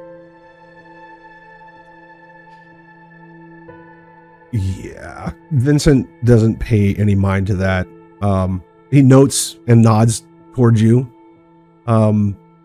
Whether you realize who he is or not, I'm not sure that you would. No idea. Who either one of these guys are, I have no idea. He walks right up to Jude where you're sitting.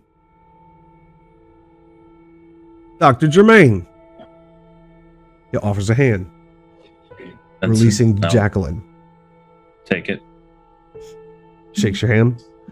So you got your gang all here, yeah? Mostly here. Who are we missing? Son Javier and Mr. Mel. Mr. Grillo, Missing right? Dr. Weiss, yes. And I still haven't found that. Well, there was going to be another of Dr. Weiss's clan. What was Who's her name? Dr. Weiss? She works at the hospital. And she has a clan. Which one? Yes. CJ, which one is it? She's I'm an not good. Octavian. That's it. Really? Yes. Huh. Y'all keep interesting company. I'm sure that this will be a fun evening. Please don't mind me. Have a seat. You look like you all are enjoying some dinner, so don't let me interrupt. Smells delicious. Actually, one of these Sarah plates brings- is set for you. Sarah brings out another chair, another set of plates. Make sure Russell has a seat beside CJ. CJ, as you're following him, Vincent makes a line for the head of the table and doesn't hesitate to take up that seat. It's fine.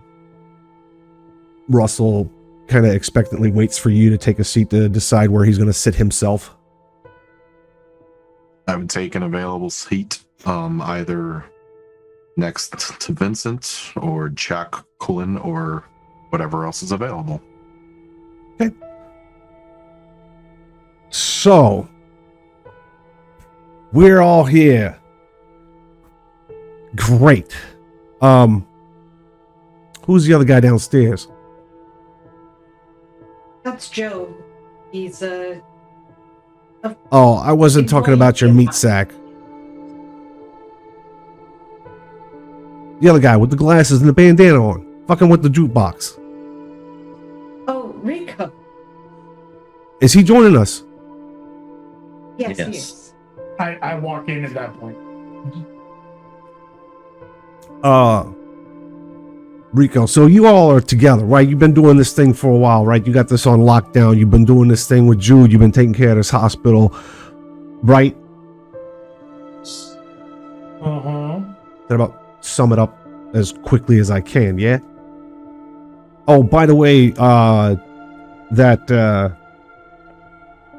other sewer person, that Lupo lady, she'll be showing up. Is she already here? Excuse me? Who would know?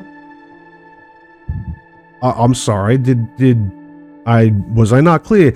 That Lupo lady is going to show up. She'll be here. I did not know that she was supposed to be arriving. I'll get another plate. He cuts a quick look between.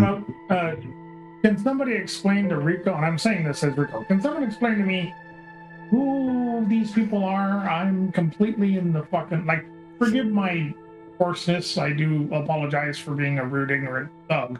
But, nice to meet you. I'm Rico. And you clearly know that. Somebody want to bring me up to speed? Yeah, the family put Vincent in charge of our operation. Okay. All right, cool. Nice to meet you, Vincent. Sorry. Pleasure, I'm And sure. The other gentleman? I don't know.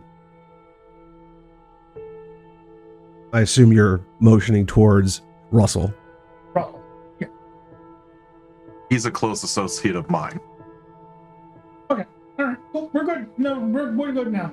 All good. I'll just sit back down and be quiet. What is your job here? What do you do? Me? Yeah, you. I'm a courier. I'm a retriever of things. I'm a jack of all trades. I serve whatever they need me to do based upon my competency to achieve it. And so far, I've done a passable job. Is he a friend? Yes. He's a loyal, trusted associate. He nods a little more understandingly as he looks you over, Rico. So, we got this thing, this endeavor you guys are working on, and I'll be talking with Mr. Grillo whenever he decides to show up again. We have an interest in what he's doing. I want to make this perfectly clear. Dr. Germain, this is your thing. We expect you to oversee this and make things happen without stirring the wrong pots.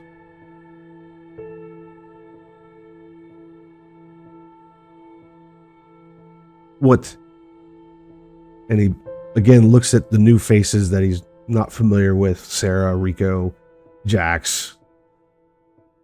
So, for all intents and purposes, Jude, you are now dominus over this hospital thing, yeah? That's correct. Who's your second? Mr. Milliner, without question. And beyond that, who's can you name for me your structure here between these people? Let's see. I would be the dominus, and my auteur would be Milliner. Then I would say Rico,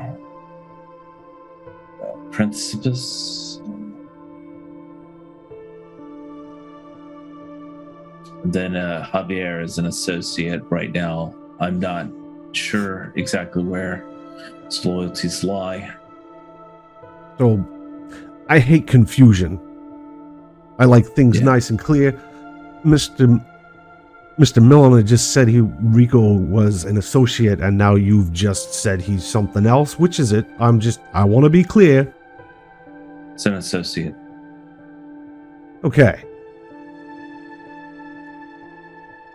What about that thing downstairs, that meat sack?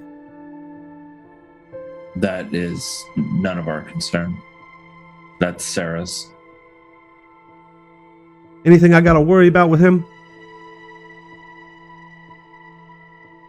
Is he gonna be a problem? Sarah? He's well versed in understanding the situation. Excellent. So, I will take you at your word at Mr. Germain's expense. Yeah? Does that make sense?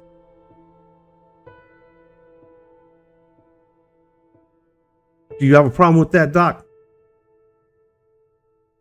It doesn't matter if I do or not. You're right. You're right about that. But I'd like to know where you stand on it. No, I don't have a problem with it. Very well. And this is the infamous Miss Dearie, the survivor. Infamous? Yeah. Apparently, a lot of people have plans for you, and I'll shoot an eye at Vincent. I don't know what those plans are, what their interest is in you, but I've been told that you're important for something. And I've been told that Mr. Bevilacqua here is adjunctly taking the place of your fire, because he would be otherwise busy. Yeah. That's pretty much the story. Understand you feel a little lost, yeah? Out of place, not sure. A little is a bit of an understatement, but yeah. So here's how this is going to work. We don't have those traditions of the cams over there. And he kind of motions like out the door as if he was just pointing at them. But we do respect some of their stuff because it makes sense. It keeps us alive. It works in public, like the masquerade. You know what that is? Has anybody taught you yet? Yeah, it's definitely been mentioned a lot around here. Great. Saves me some words. I like to be efficient. The accountability is big in our world, and you fall in that. And vicariously, you fall into that through not only Mr. Bevilacqua, but Mr. Milliner and Dr. Germain. Do you understand that? Yes, that is what I've been told as well. And I understand you have a child that you've fired another already. And the hat goes back down. Yeah. So, I don't know if you're getting the picture here or not, but there aren't too many secrets in the family. Not important ones anyway. We have eyes, we have ears, and we have hands everywhere. If you fuck up, I'm gonna ask Dr. Germain if he's handled it. If he hasn't, I'm gonna ask Mr. Milliner if he's handled it. If he hasn't, I'm going to handle it. It's not a threat. I'm just telling you how things work.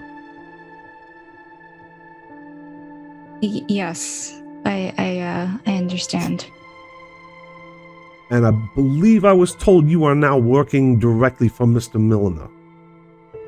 Yes, I am. He's been showing me the ropes of the hospital operations, and he's done a great job so far, taking me under his wing. Mr. Bevilacqua has been charged with teaching you about yourself. I highly recommend you learn from him well. Yes. Yeah? Cool. Relax. You ain't in trouble here. I'm not here to beat anybody down. You don't have to be all blue and shit. Have a drink. Have some food. This looks like a lovely spread. At which he stabs something on the plate and mindlessly chucks it into his cheek, bulging it out, chewing it while he continues to talk. So, Miss Strong. Yes. I've been told you have certain skills. Is that true?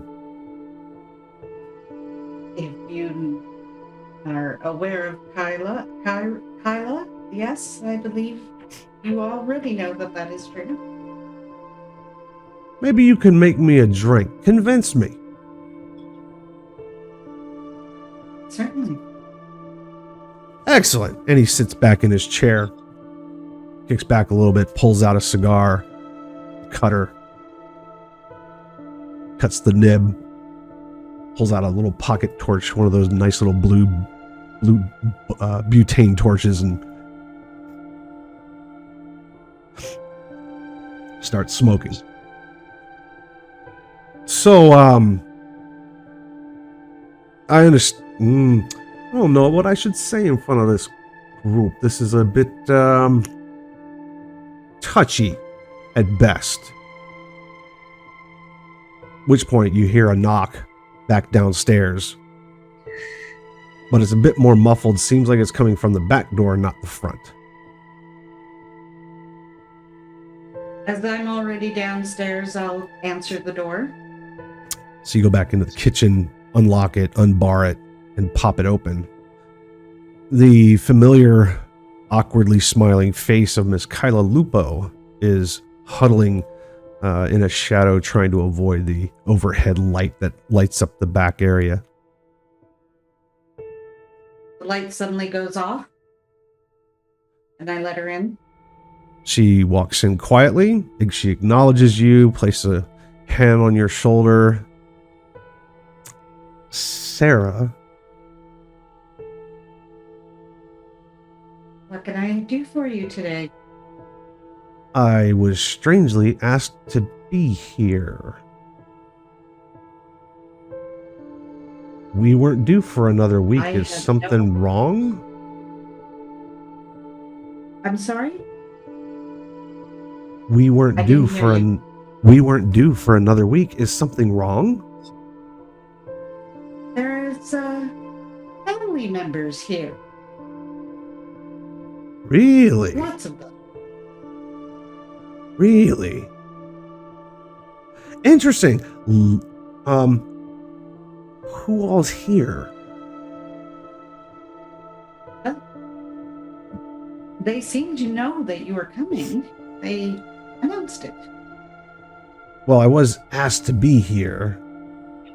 So somebody had to know that I would show up, because I usually don't not come. I was just curious that it was here.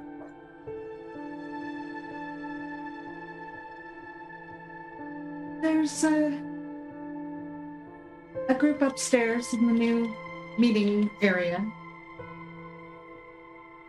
And that group is been hanging around my establishment, this establishment, our establishment, lately.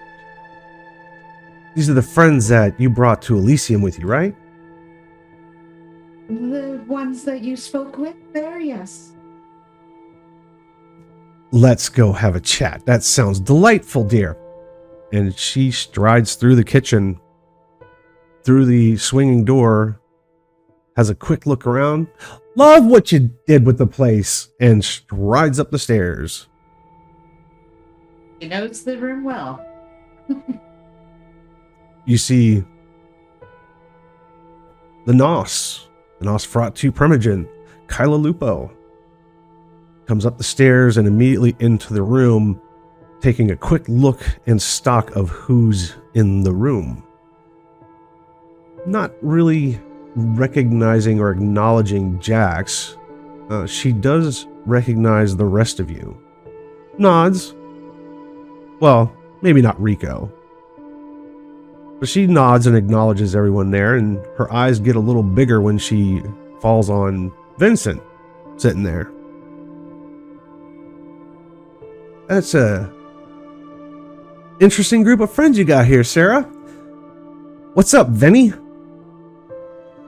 He takes a long pull of his cigar and looks at us as we got some business to discuss, you, me, and these persons. And he reaches into one of his jacket pockets and pulls out one of these and starts flipping it in his hands, turning it about. And he just keeps doing that. And he sets the cigar down on his plate and ignores it. So, Kyla, come on in. We need to talk. And, y'all, well, you two know each other, certainly, don't you, Sarah? Yes, we do. Excellent. He sets the gold coin in the shape of a skull on the table and begins to just tap it with his fingers.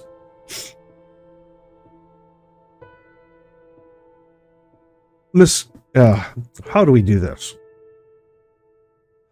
Kyla, you're gonna have to let her go. She's not yours anymore. Kyla stiffens a little bit.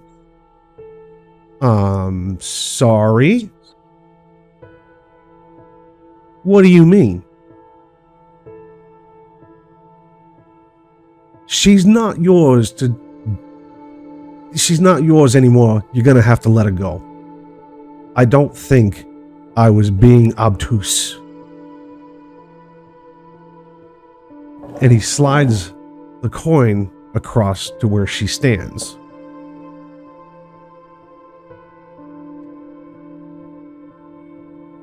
We have plans. She has a use. And I have instructions. It's kind of that simple, Kyla. She's no longer your concern.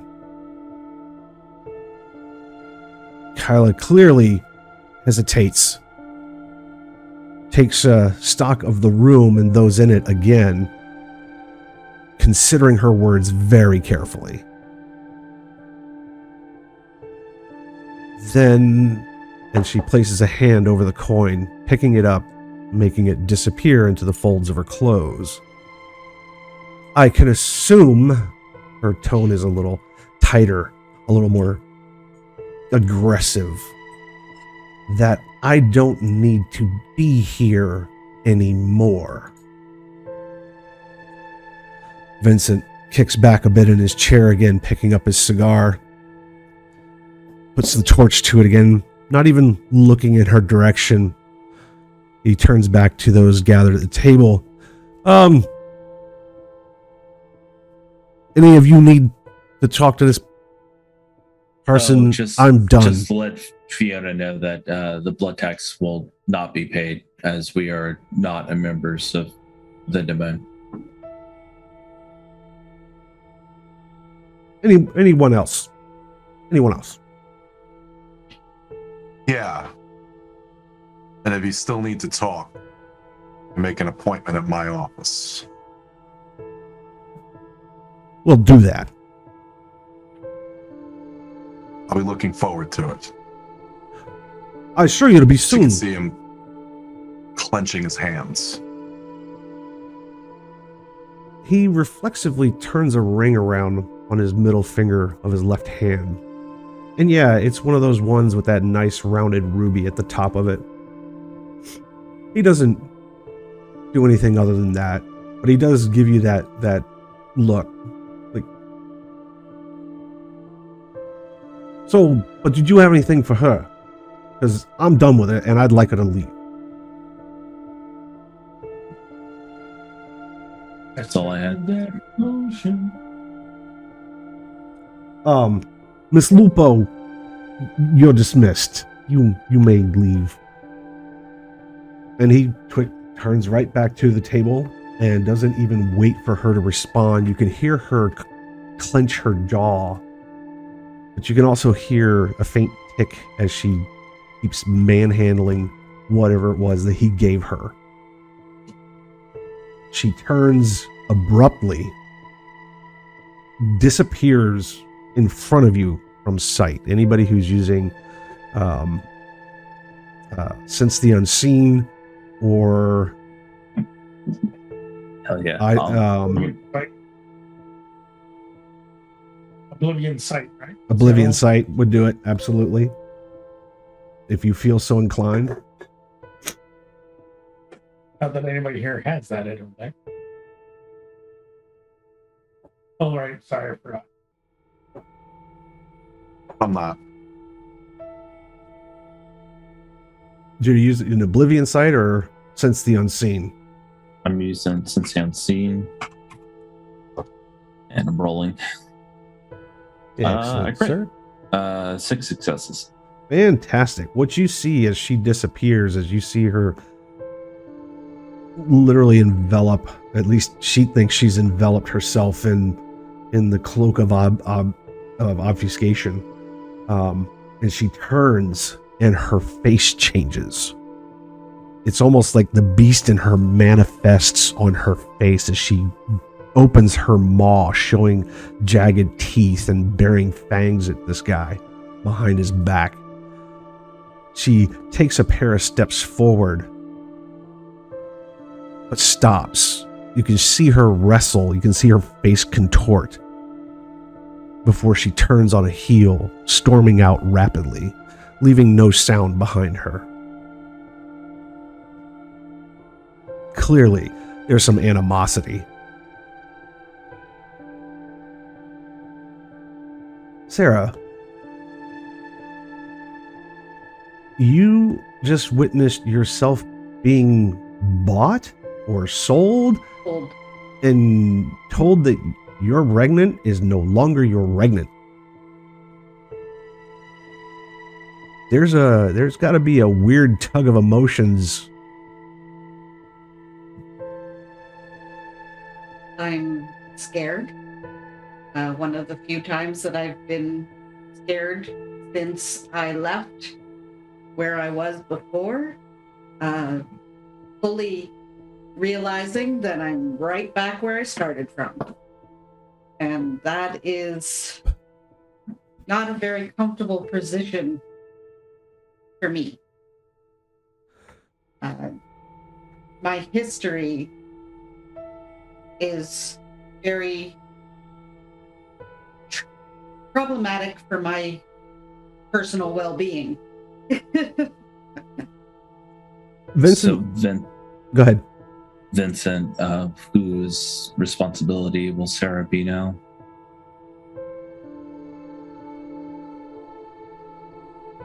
For this very moment, while we're sitting at this table, mine. Tomorrow, different story.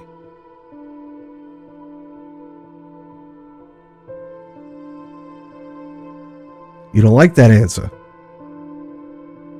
Me? No, I have absolutely no feelings. I was just curious. Miss Strong, you seem conflicted. Don't worry, that will pass. It usually does. You have a question. I can see it on your face. You're confused. Who? Is it Who? him? Well, it depends. Him who? There's lots of hims in this universe. Jax, he seems to enjoy word games. He seems to enjoy throwing power, control, influence, weight, and taunting. You can see the corners of his mouth smirk as he plays with emotions of people.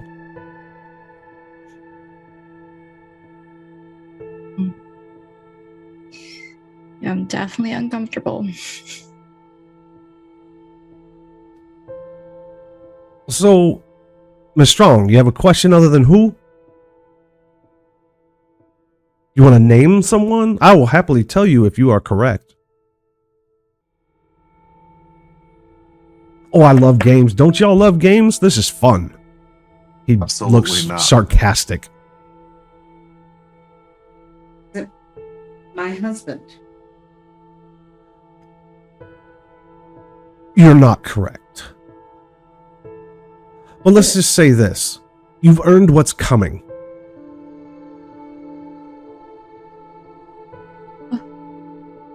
And with that statement, Rico kind of perks up, going, like in his own mind, going, "Oh,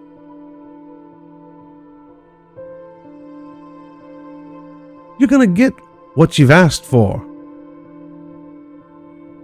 Miss Strong. Recognition? If only it were so mundane. You're going to get what you've wanted for the last 40 years. Your desires haven't gone unnoticed, Miss Strong. Your efforts haven't gone unnoticed. You think we're blind? No, I've never thought that the family was blind. No. No. You wouldn't, would you, Penna? No. Pina is quite knowledgeable of the family. And we'd like to keep it that way.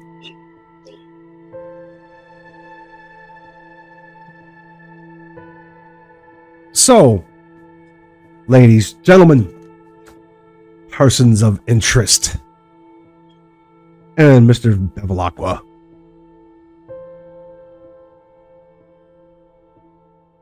you all seem so pensive. This is so tense. Why are you so upset, Mr. Milliner? Does my presence disturb you? On a personal standpoint, I don't have anything negative portray about you, sir, because I barely know anything about you except allowing a member of the Camarilla to come upon our domain unannounced. However, my own personal feelings about said individual that just left this room are my own personal feelings, and business comes first. This is just my face. Is she a problem for you? Again, that's my business. As far as I understood it before I got here, this is considered neutral. Am I wrong, Miss Strong? At least in the time being. Even Mr. the Camarilla see it as neutral. And I think our benevolent Mr. Blue has been seeing to those efforts. Yes, he has. Is he still doing it? Is he still useful? I haven't seen him for a while or heard from him. Good song. If it's personal, I'll leave it personal, Mr. Milliner, so long as it's not a problem for us. We'll inform you if it ever does. Mr. Javier Grillo, who couldn't be bothered to be here this evening, has been given a green light. I've already expressed that to Dr. Germain, and I wish for you all to let him know that. You have the backing of the high table.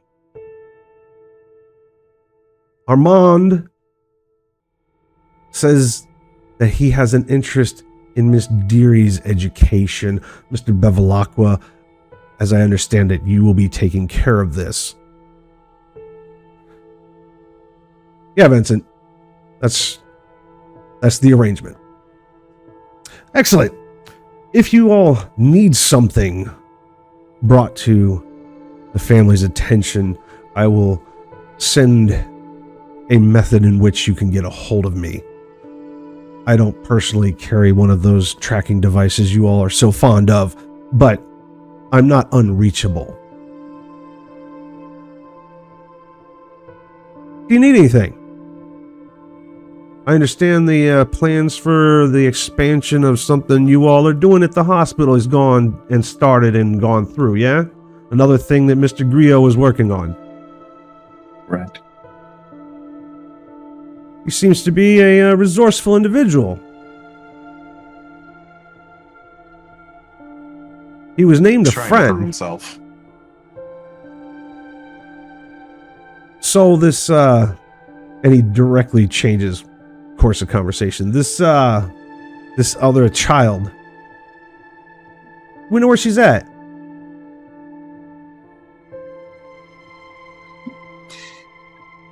She usually comes to sleep at the Three Monkeys from time to time. Of late, she's been out on her own a couple of nights. She's just been exploring the nightlife around here. Most of her life has been online, so I guess for her, this is just her way of branching out, if you will. You understand that you're directly responsible for what she does, right? If your friends here have told you that? Yeah.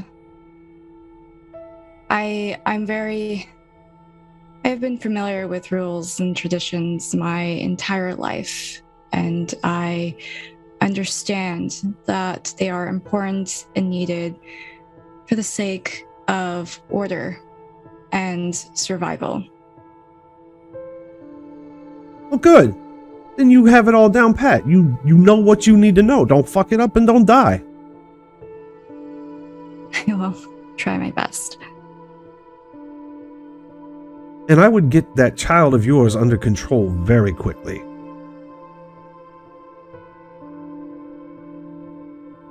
Understandable. She does listen to me. Certainly hope so. He smirks and looks at Rico. So, time is money. And I'm out of time and need to go get some money. So, unless you all have any questions for me. Vincent. Yeah. First, let me apologize for my ignorance when we first met. I probably should have known who you are. I'm glad to have met you.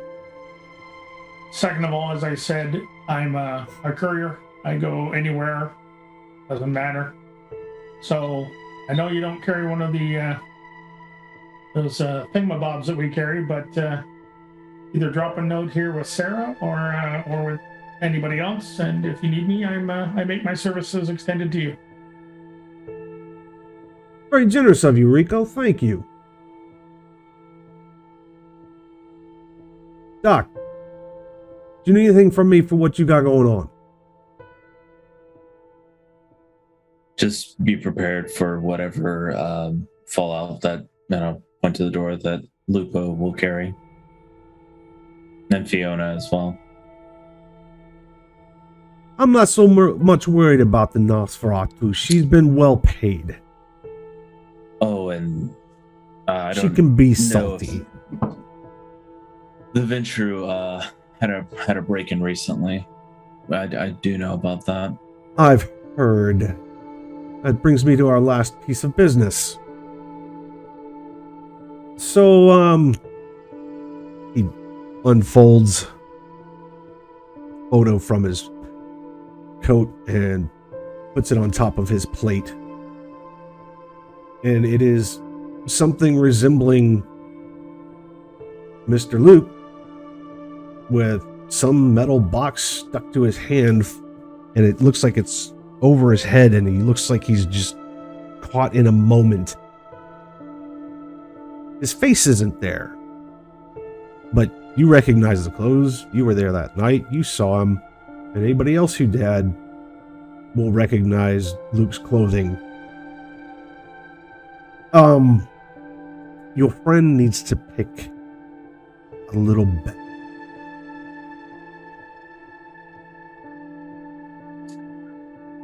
An interesting narrative would be that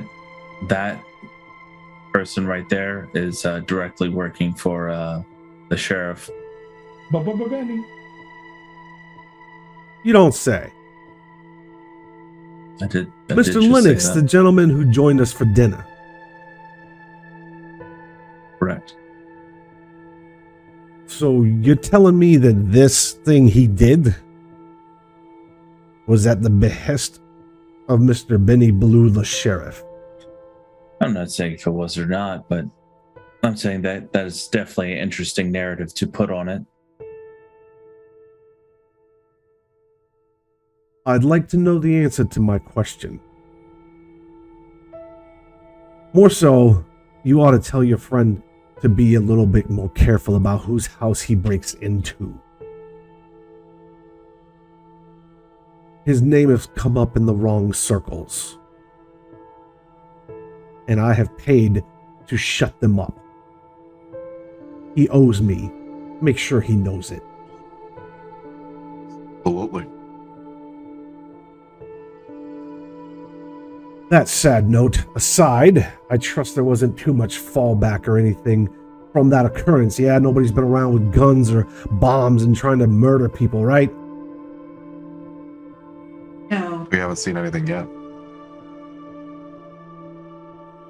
Let's try and keep it that way. Make sure he's not blabbing his mouth about his heist. And you might want to tell him some people are looking for some missing goods. I'm sure Mr. Lennox will know exactly what's been referred to. I don't think it has... Never mind. I'm not going to say that. Let Mr. Lennox know he's on the shit list and being watched. With that, I have things I'd like to better be doing. So if you all will excuse me. Have a pleasant evening, Vincent. It was a pleasure meeting you. Laugh on your way out, Vincent? No, but did thank ask you. for it. Mr. Bevilacqua, will you walk me out, sir? Of course, Vincent. Right this way. Russell gives CJ a reassuring nod and a hand gesture that said, "It's okay."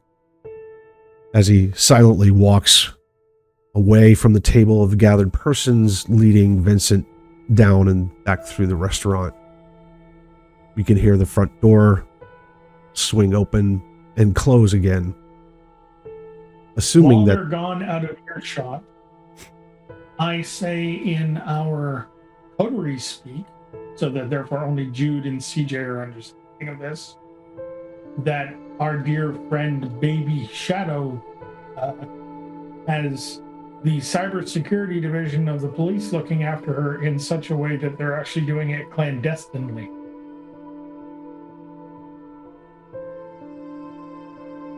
Jax, immediately contact Mel. Yeah, sure. Take out my phone and do my best to send a very quick, short, straight to the point text before it starts doing its glitchy thing. you successfully get out at least the text. This time it doesn't just drain the battery. There's a slight puff of blue smoke that comes from your cell phone, and you can hear the crackling sizzle of something electronic going awry. No. Likewise, the lights in the room as she feels that emotion flicker. Jax, why don't we get you a new phone? I don't think it matters. This is literally my second phone. No, I meant like mine, and I'll have it like a flip phone. So where like it doesn't matter if they get destroyed. And you can charge it onto the business account. It's fine. I carry several on me at all times anyway. I don't understand why this is happening. Oh, you did. TJ, would you like to explain to Jax why this is happening? Unfortunately, cousin, I don't have a clear picture of it either, but I'm sure in time, conversating with Russell, he would be a better hand to explain that to you. Okay, this is... I feel like we have a lot of these very tense moments here, meeting these type of people. And yes, I have followed rules and traditions my entire life. And the one thing that I didn't do was question. So I have a lot of questions. Firstly... Ask them, dear. What was that? Then ask them, dear. Yes, thank you. Jude, I thought you were supposed to be taking care of me, and now Russell, I feel like there's 3 people that are responsible for me, and I don't... I was just told I was. I have no idea who Russell is. Okay. And who was that other individual? Is he like the head of your family? No, he is a more important person than me, and therefore de facto being put in charge of all of us. It's some oversight. You guys seem to have so much power here. I don't understand how or what. Or I'm still learning, I know, but I'm overwhelmed. I'm overwhelmed. It's okay. Just remember what he said. See, you are responsible. Technically, Jude is responsible for what you do. And when Jude doesn't take you to task, then it's CJ's turn. Oh, and if he doesn't take you to task, that guy will. Of the 3 of them, I don't know, Jude scares me, but that guy would probably crush us all. I'll do my best not to be a burden. It's just No, more importantly, you make certain that your little child understands that, because she falls under the exact same rules. And I'm not going to get thrown into the sun because of her and her petty little manipulation. Rico, please have more faith in her, okay? I know right now she seems like she's a bit out of control, but her world was literally turned upside down. And I don't know, she has a lot going on up there, like I do too. And just, please, be patient. Next time you can get shot in the groin. I'm so sorry. Did you have any other questions?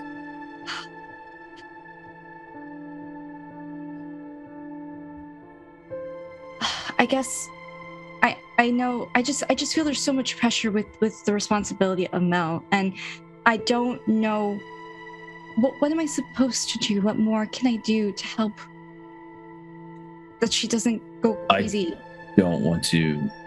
I would prefer that you two handle it because she likes you more. You can be the person that she confides in, but I will give her direction and I will hold her accountable. I'm still very new to this whole sire child thing. As you can tell, I haven't had the best of examples. I don't understand how these things are supposed to work apart from being like some sort of mentor or guide, but you know my position. I am pretty much in the same spot as she is. I just need you to get her in charge of her own emotions and to think things through logically. You're not in the same position because we're a lifeboat that we extended to both you and her. You took the hand. He pushed us away, but still expects us to go down in the boat with her? No. She needs to understand, and you're kind of alluding to it, Gerardo may be your sire, but if he's abandoned you, whoever teaches you the ropes is really your parent, like an adoption. If you want, I can give you the number for my sire. Although, if you missteps with her, she will flay the flesh from your bones without hesitation. I think I'll just deal with Russell for right now. Cousin, let's not overwhelm her. She's had a stressful evening as it is, but I can assure you, when it comes to business, she did quite excellent this evening. CJ, is that something you really think I can take on? The work that you did today? Absolutely not. However, again, I am a man of my word, and I did tell you, you accept the position, you're granted transparency. So, the first time, whether you like to hear it or not, it is the truth. How did your thing go? It was messy. And tempting. Messy. Yeah. We do have IVs and bags from the hospitals you can take. That's what I said, CJ. Yes, that is probably a better bet for next time. Right, CJ? Have I not always delivered to you, cousin? You have? I was just curious. I didn't know the ins and outs. I didn't think you needed to know how.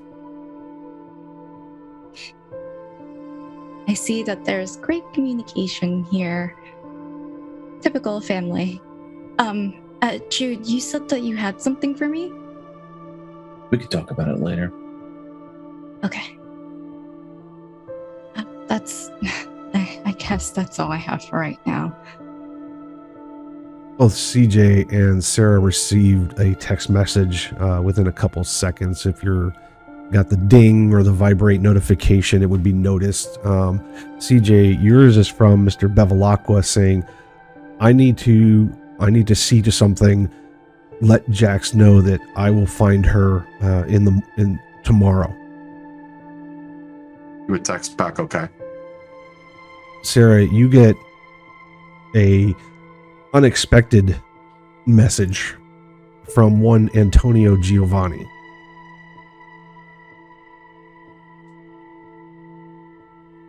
It simply says, prepare.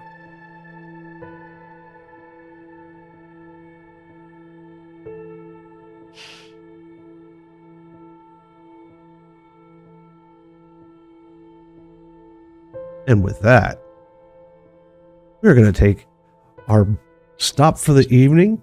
We like to thank all of our viewing audience for joining us this lovely evening for yet another ride and a walk along the night shift here at Prince William by Night.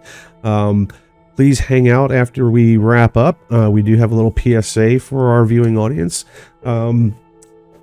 Let's quickly go around the table like we do at the end of every session and do our highs, lows, and noms.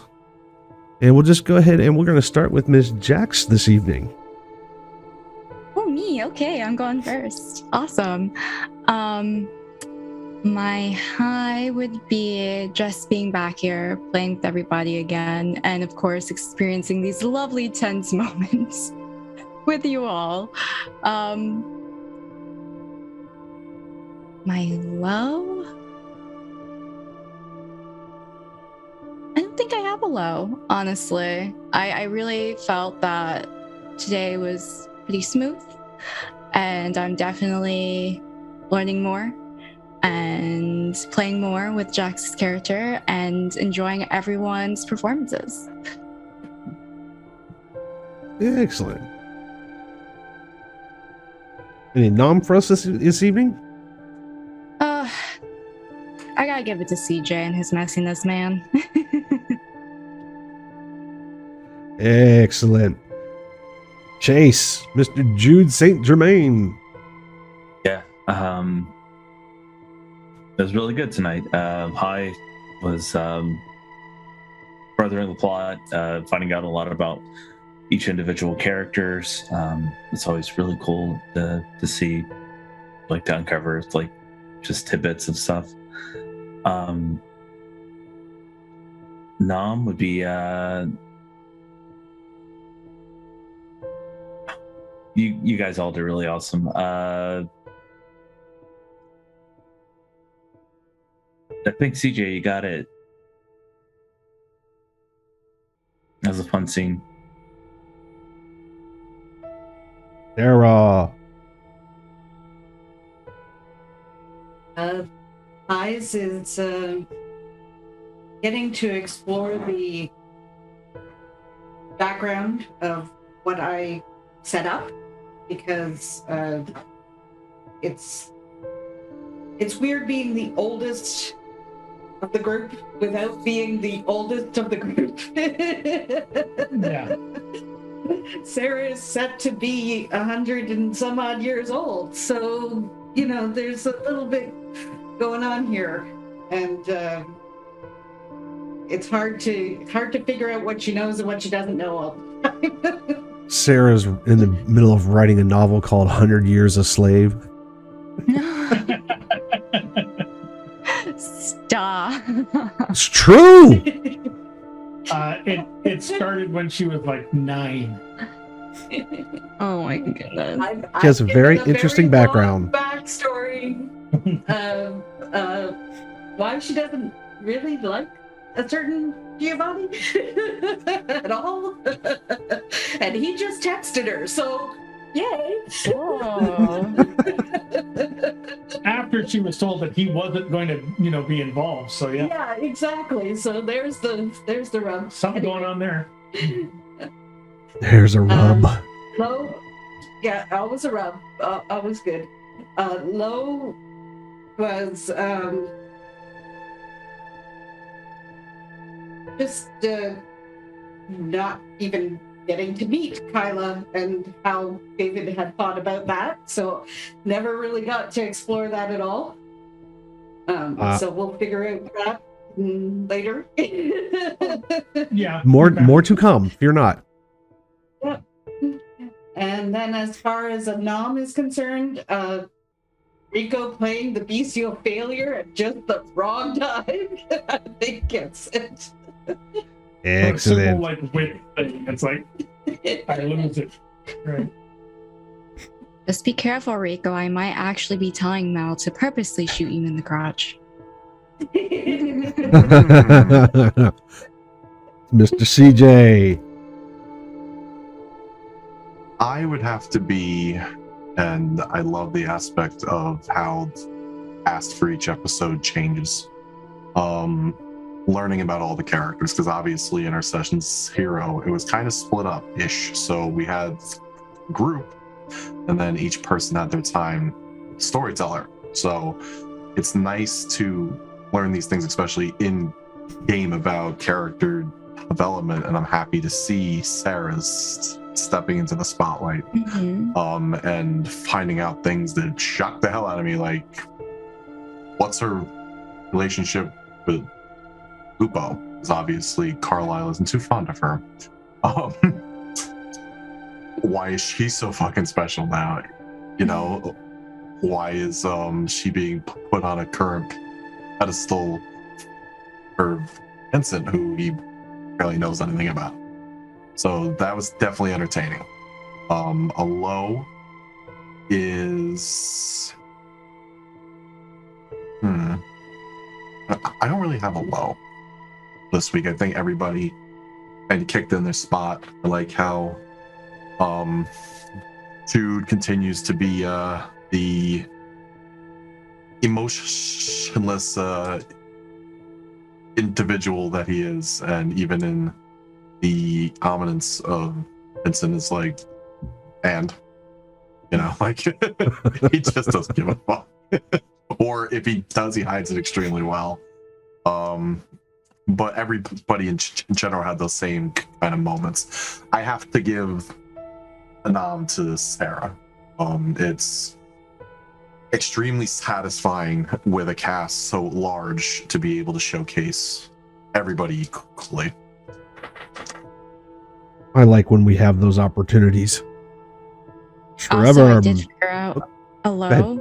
Jude not telling Jax what it is that he has. As a player, when it comes to surprises, I am so bad. I'm so bad. I just need to know. I need to know. Excellent. Dangling string. Rico. Mine's that bestial favorite. That was fun. That was neat getting into that, like, just gonna lose it. And I'm looking at them, holy crap! Rolled 5 dice, got a bestial favorite. That's lovely. With only 1 blood. Lows. I'm going to. I'm putting on my editor's hat now. Your bloody microphone. Yeah, I agree. I've got to figure that out. It wasn't horrible. It definitely had its moments. The good part was it wasn't bad. It was just a little bit of clipping on sometimes the first word. So it's, And hey guys, probably always when I wasn't right here. Yeah. And that's also, but you did manage it well. Once you figured it out, you managed it well. So, and then as far as my nom, I'm going to agree with Mr. Milliner that it is Sarah, because it was good to finally get some of her backstory, as you said, which is deep and elaborate, and some of the other motioning things. And there's still some interesting surprises that are coming around the corner that I know about. So it could be very interesting to see how that all pans out, given the group that we have, and how that may or may not impact the dynamics. But it was it's fun. You've just been introduced to the fact that Sarah's got her real name. Well, Yeah. I caught on to that too. I was like, wait a minute, who's that? Is there another person? There's so many people coming into the room. I don't know. could be a pet name. Could be a pet name. Who knows? All depends on how much you know Italian. So high, low, and a nom for me. My high is anytime we get a smaller, intimate group, like 4 or 5 or even less, we get to deep dive into people's backgrounds that they've spent so much time building up, and I get to tap, your Mawa, your Maula, your Regnant. I get to tap, some of your background characters that we haven't been able to to bring in, and we get to explore how that relationship affects, not only you, but the people around you as well. Clearly a part of Sarah's background has already affected the group in the form of Miss Kyla Lupo. So hearing that she's been the one feeding Sarah for however umpty squat long, or how many hands has Sarah gone through? Because now she's been bought and paid for in some way. I mean, yeah. It was definitely a transaction. I should have asked more about that. And I should have asked about Kyla, because I don't think Jax has ever encountered that. You don't even know who he is. Yeah. I don't think any of us do. Well, no. Those two do. And Sarah does. Those two. Don't worry. Another episode, I'll do more questioning. I don't really have a low this time around. I like the table dynamic this evening and the directions we got to pull from, and the pool of SPCs involved with this kind of stuff. And I hope you all in the viewing audience get an opportunity to check out their play-by posts. At some point we will find a way to make some of that available, because during the week y'all are missing out a lot of fun RP that builds into these sessions each week. Please, I am going to agree, and I am going to, Miss Sarah, please take the extra XP this evening, and everybody else take their 2 for being here and being engaged and part of the moment. It's without you guys, I would be sitting here talking to myself, and I'm not real fond of that, although my wife might say differently. Viewing audience, thank you so much for joining us once more. Please, we hope you hang around and check out our PSA that's coming up real quick, and we will see you all the next time on the night shift. We love you all. Good night. Hello, my name is Trevor Chapman, and I play Rico Suede on Prince William by Night, the night shift. I'm here to remind you that your mental health is a very important thing. We all have problems, and I do mean all of us. I personally have suffered from both clinical depression and suicidal ideation. Sometimes it can be hard to share our issues because we don't want to burden other people, or we're too afraid or ashamed of the things we have done or the feelings that we have to even try to reach out to other people. But friends and family are here for a reason. They would much rather hear that something is happening in your life and help you with it than to find out too late that they didn't even know and they couldn't even try. If you feel that you can't talk to your friends or family, there are other resources available for you to talk to. Please take advantage and reach out to them. There is no need for you to go through this alone. We all need help sometimes. There is absolutely no reason to feel ashamed or afraid to ask for assistance, especially if you need it right now. If you or someone you know is in crisis, whether they are considering suicide or not, please call the toll-free lifeline at 800-273-TALK to speak with a trained crisis counselor 24 hours a day, 7 days a week. The National Suicide Prevention Lifeline connects you with a crisis center within the Lifeline network that is closest to your location. Your call will be answered by a trained crisis worker who will listen empathetically and without judgment. The crisis worker will work to ensure you feel safe and identify options and information about mental health services in your area. Your call is completely confidential and free. Again, that number is 800-273-8255. If you are unable, unsure, or prefer not to speak in person, text the word NAMI to 741-741 to connect with a trained crisis counselor to receive free 24/7 crisis support via text message. You are not alone. Trained expert advocates are available 24/7 to provide confidential support to anyone experiencing domestic violence or seeking resources or information. Help is available in Spanish as well as other languages. call the National Domestic Violence Hotline toll free at 800 799 SAFE.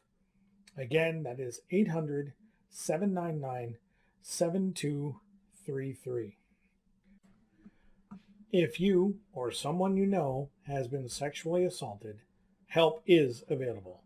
Call the National Sexual Assault Hotline toll free 24 hours a day, 7 days a week at 800 656 HOPE.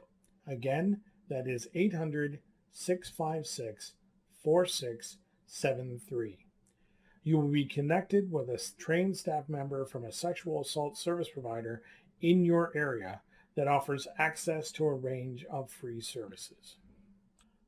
For the Disaster Distress Helpline, call 800 985 5990 or text the word TALK with us to 66746. This helpline provides immediate crisis counseling for people who are experiencing emotional distress due to any natural or human-caused disaster. This multilingual, confidential, and free helpline is available 24 hours a day, 7 days a week. Again, call 800 985 5990 or text TALK with us to 66746.